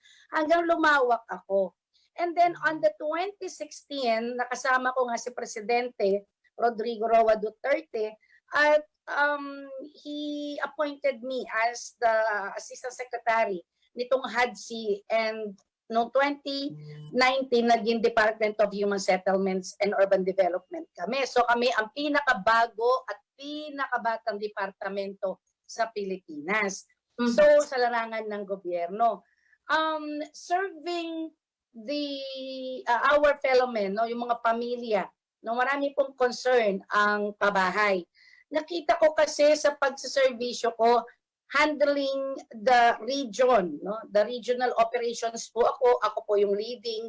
Pinuntahan ko lahat ang mga Region 1 hanggang Region 17, that is including BARM sa Mindoro, sa Mindanao. Ngayong panahon na to, 27,000 homeowners association ang nakaregistered. Ang marami pa hindi nakaregistered. Kumusta na kaya sila? So every day meron kaming natatanggap na problema from the homeowners association. Ano tong mga to? Dispute between the homeowners association itself. Yung bang mga subdivision na nag-aaway ang lahat ng mga miyembro at mga principal officers. No, maraming ganyan na subdivision. Yung dispute between the homeowners associations and LGU. No? Yung iba-iba sinasabi ni LGU, hindi na dapat bigyan ng ayuda, hindi na dapat bigyan yan dahil subdivision na sila.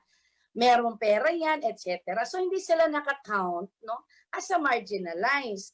Ang dispute between the homeowners association and the developer. Yung gumawa ng subdivision na nandoon na yung homeowners association, nagkakaroon ng hidwaan ngayon yung gumawa ng subdivision at yung mga naging miyembro na nandoon na, umukupa na ng subdivision. Meron pong napakalaking problema at dispute ng mga ito. Ngunit, sinasabi ko, 27,000 homeowners association na listed, registered, no? Bakit ito ay hindi bigyan ng pagkakataon para mawala ang hidwaan ng mga legit developers? Developers itself are not only developing subdivision tapos iiwanan nila. Hindi po ganon. Ang developers po right now on board sa Department of Human Settlements and Urban Development, first time na marinig ng mga ng homeowner at saka ng developer na both side pinapakinggan namin. So gusto namin itong i-address. But it is not easy for a one department yakapin lahat itong problema. You know, Ma'am Jen, kapag kasi ang administrasyon tapos na, yung susunod na administrasyon, hindi natin alam kung anong mangyayari sa mga national government agencies natin dahil iba na naman ang mamumuno. Okay. Ma'am Lay, having a party list, no, homeowners party list po sa Kongreso, ano po ang magagawa natin, ano? To address ito nga pong some of the issues, no? I'm sure kayo ay matagal na nanindihan at alam ho ninyo yung mga existing problems, ano? Opo. Ano po ang kahalagahan ng pagkakaroon ng homeowners party list? Bago ko sagutin yan, ma'am, gusto ko lang ulit i-reiterate yung tanong nyo kanina. The reason why iniwan ko yung as assistant secretary, automatic resign ako dahil nag-rendered ako ng resignation. At the same time, nung nag-file ako ng candidacy, automatic po na wala na po ako sa departamento. Ngunit dahil iniwan ko to dahil I want more. Gusto ko po ng mas malaki pa.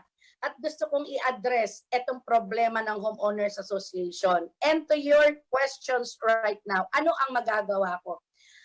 Ito po siguro ang kauna-unahang party list na i-represent ang Homeowners Association. No?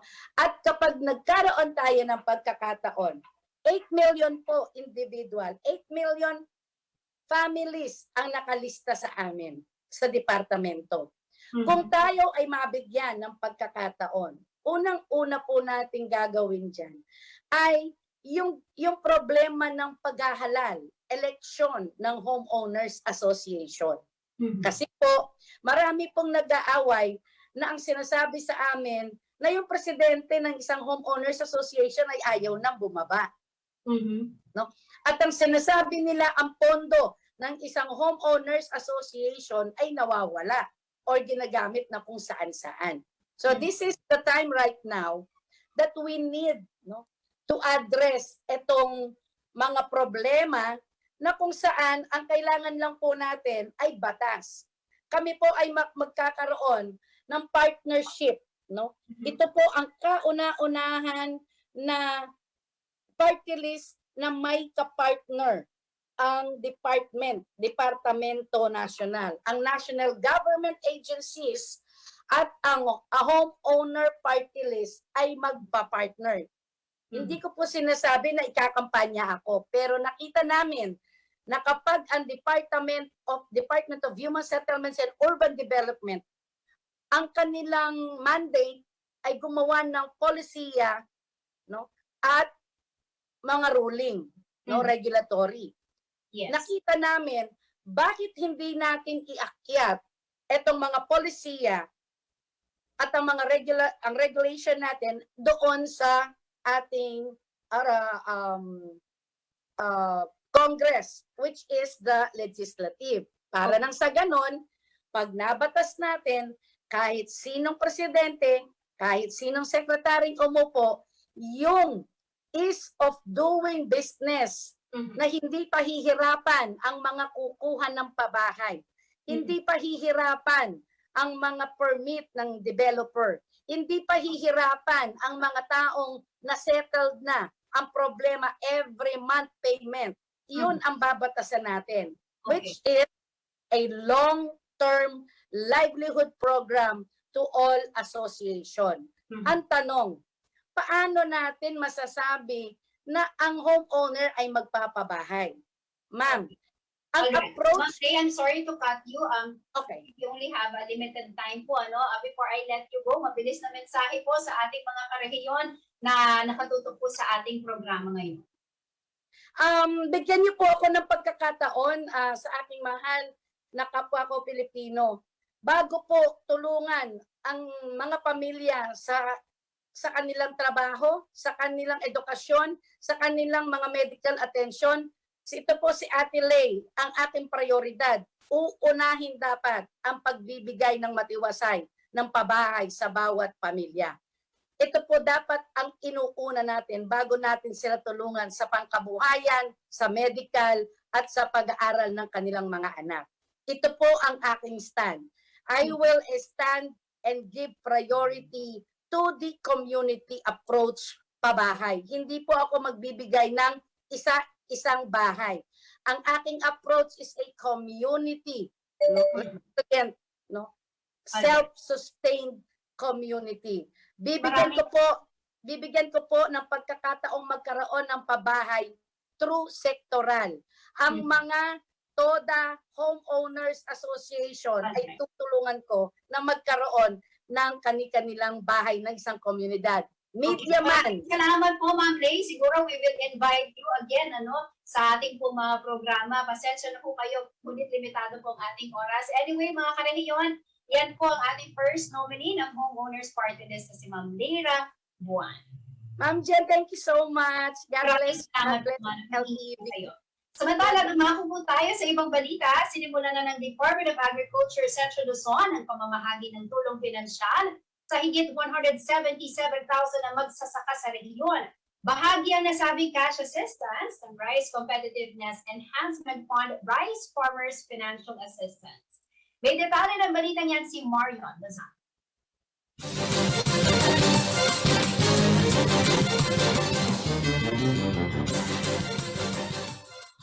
Nagsimula ng mamahagi ng tulong pinansyal ang Department of Agriculture Central Luzon sa mga piling magsasaka sa rehiyon. Tatanggap ng 5,000 piso mga magsasakang mayroon lamang 2 hektarya ng lupa pababa at nakarehistro sa Registry System for Basic Sector in Agriculture o RSBSA. Gamit ng kanilang Interventions Monitoring Card, ay direktang makukuha ng mga magsasaka ang tulong pinansyal sa mga partner remittance center ng DA. Nauna nang nakatanggap ng tulong pinansyal ang mga magsasaka mula sa mga lalawigan ng Pampanga, Tarlac, Zambales, Bataan at Nueva Ecija. Sa ilalim umano ng programang ito ay tinatayang nasa 177,000 na magsasaka sa Central Luzon ang makatatanggap ng 5,000 na maaaring magamit sa mga gastusin sa pagsasaka. Ito ay nakapailalim sa programang Rice Competitiveness Enhancement Fund, Rice Farmers Financial Assistance o RCEF-RFFA.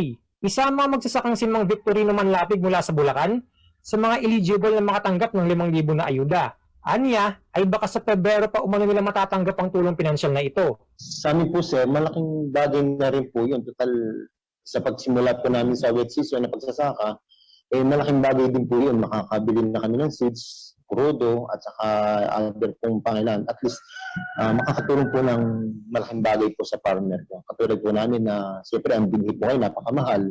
Di po ba? Kurodo, napakamahal din po. Kaya malaking bagay po yung 5,000. Yun po yung nakikita po namin na napakaganda na ibibigay po ng gobyerno. Kwento ni Manlapig, umaabot umano sa 1,500 pesos ang isang sako ng binhi na magagamit sa isang hektarya. Sa ngayon, ay nasa 17 pesos hanggang 18 pesos kada kilo lamang umano ang bentahan ng inaanin nilang palay. Medyo mababa umano ito, ngunit nakababawi naman umano sila kahit papano.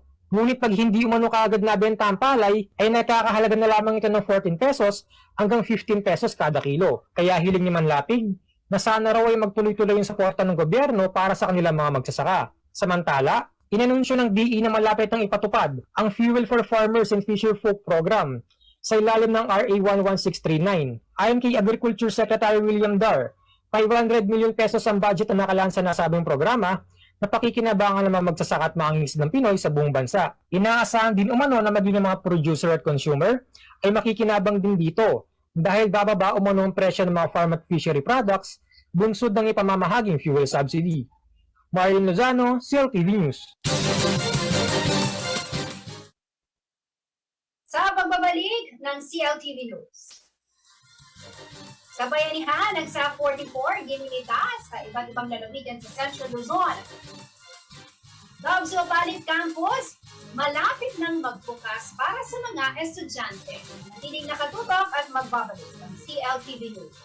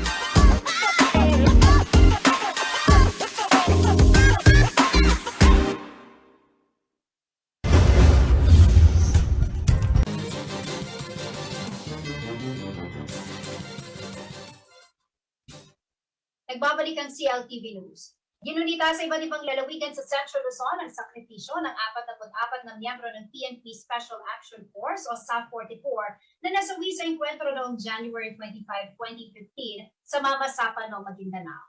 Ang kabayanihan daw ng SA 44 ay nagsisilbing gabay ng kapulisan para higit na maging matapat sa tungkulin. Na ito pang report.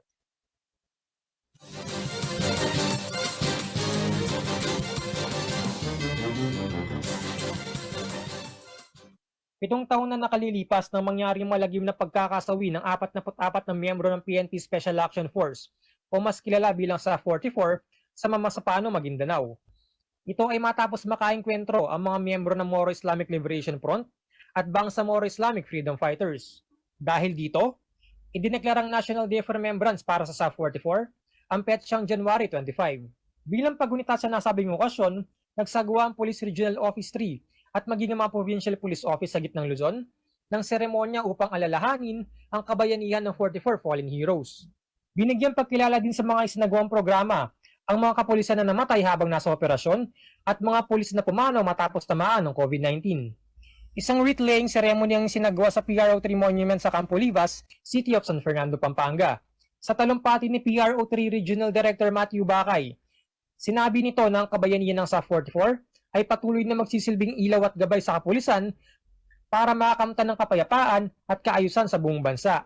Pinangunahan naman ni Police Colonel Jess B. Mendez, ang Acting Provincial Director ng NEPPO, ang paggunita sa SAF-44 ng Nueva Ecija Police Provincial Office. Nagsagawa sa nasabing programa ng wreath laying, candle lighting, 21 gun salute, at pagpapakawala ng mga puting lobo bilang pagkilala sa SAF-44 at local police heroes. Binigyan naman ng Certificate of Recognition ang mga pumanaw na pulis ng Nueva Ecija na tinanggap naman ang kanilang mga asawa. Sa mensahe naman ni Police Colonel Mendez, sinabi nito na nasa extraordinary time muli ang mga kapulisan dahil maliban sa banta ng COVID-19 at kriminalidad, ay papalapit na rin ang local at national elections. Samantala, nagsagawa din ng isang wreath laying ceremony sa Tarlac Police Provincial Office Parade Ground Camp bilang pagpupugay sa SAF-44 at sa namayapang pulis nito na si Police Lieutenant Jose D. Salvador na nasawi dahil sa COVID-19. Pinangunahan ng programa ni Acting Provincial Director Police Colonel Erwin O. Sanque. Idinaos din ng Zambales Police Provincial Office ang wreath laying ceremony sa Camp Captain Conrad Diap Iba na pinangunahan ni Police Provincial Director Police Colonel Vitz A. Macariola, kasama ang pamilya at mahal sa buhay ng dalawang pulis Zambales na sina Police Lieutenant Randy F. Ramitare at Police Senior Master Sergeant Dogny May de la Cruz na parehong namatay dahil sa COVID-19. Sa Bataan, pinangunahan ni Acting Provincial Director Police Colonel Romel A. Velasco ang wreath laying ceremony para sa SAF-44. Sa kanyang mensahe, ay sinabi ni Velasco na hindi nila hahayaang mangyaring muli ang sinapit ng SAF-44. Ang malagim na pangyayari isang aral umano na hindi dapat malimutan. Sana ay magsilbing inspirasyon umano ang alaala ng SAF-44 upang mas mapagtibay na kapulisan ng pananalig sa Diyos at gawin ang sinumpaang tungkulin. Sa Bulacan naman, ay pinangunahan ni Acting Provincial Director Police Colonel Romel Javier Ochabe ang paggunita ng Bulacan PPO sa katapangan at kabayanihan ng SAF-44. Nagsagawa rin ng Aurora Police Provincial Office ng wreath laying ceremony na pinangunahan ni Provincial Director Police Colonel Julio S. Lizardo. Ayon sa Aurora PPO, pinapahalagaan nila ang sakripisyo at katapangan ng SAF-44 na pinaglaban ng bansa hanggang sa kanilang huling hininga. Marian Lozano, CLTV News.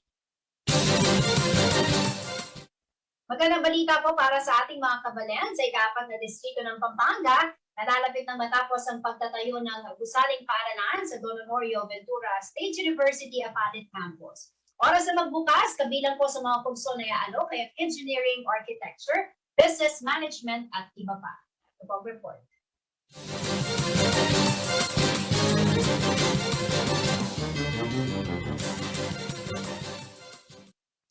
Isang milestone na may tuturing para sa ika-4 na distrito ng Pampanga ang pagtatayo ng satellite campus ng Don Honorio Ventura State University o DOVSU.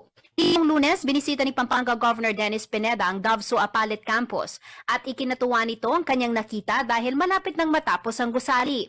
Matatandang noong 2019, nagkaroon ng Memorandum of Agreement sa pagitan ng DOVSU, local government ng Apalit at Candaba at ang provincial government ng Pampanga para sa pagtatag ng satellite campuses sa mga naturang munisipalidad. Ang lugar para sa Apalit Campus ay dinonate ni Mayor Oscar Zuntetanco Jr. at ng kanyang may bahay habang naglaan naman ng 4 na milyong piso ang LGU para sa personal at operational expenses.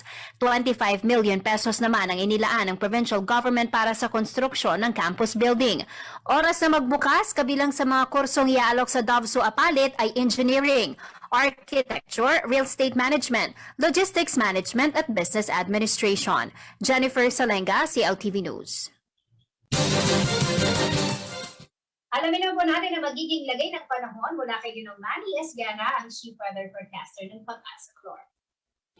Narito po magiging taya ng panahon sa susunod na 24 oras. Ang low pressure area po na binabantayan ng Pag-asa ay namataan na po dito po sa may vicinity ng Tayasan, Negros Oriental. Samantala, nagbalik na po ang hanging amihan at ito po ngayon ang nakakaapekto dito sa Northern at Central Luzon. Kaya po ang Visayas, Zamboanga Peninsula, Bicol Region, Mimaropa at Quezon, diyan po maulap ang papawiri na may inaasahan pong kalat-kalat ng mga pagulan, pagkidlat at pagkulog, dulot po ito ng LPA at mga shear line. Ang Cagayan po, ang Isabela at Aurora, maulap din po na may mga light rains, dulot naman po ito ng hanging amihan. Samantala pong matitira ng bahagi ng Mindanao ay bahagi hanggang sa komisyon ay magiging maulap at papawirin. Mayroon lamang po inaasahan mga isolated rain showers. Ito naman po ay dulot ng localized thunderstorm. Samantala po ang Metro Manila at nalalabing bahagi ng Luzon, kasama na po dito ang Pampanga, ay bahagi hanggang sa kuminsan ay magiging maulap po ang papawirin. Meron din po tayong inaasahan mga isolated light rains. Dulot po ito ng hanging amihan. So pinag-iingat pa rin po ang lahat. At yan ang mga balitang nakalap ng CLTV News. Kasama po ang buong pwersa ng CLTV News and Current Affairs. Ako po si Jennifer Sanenga. Maraming salamat.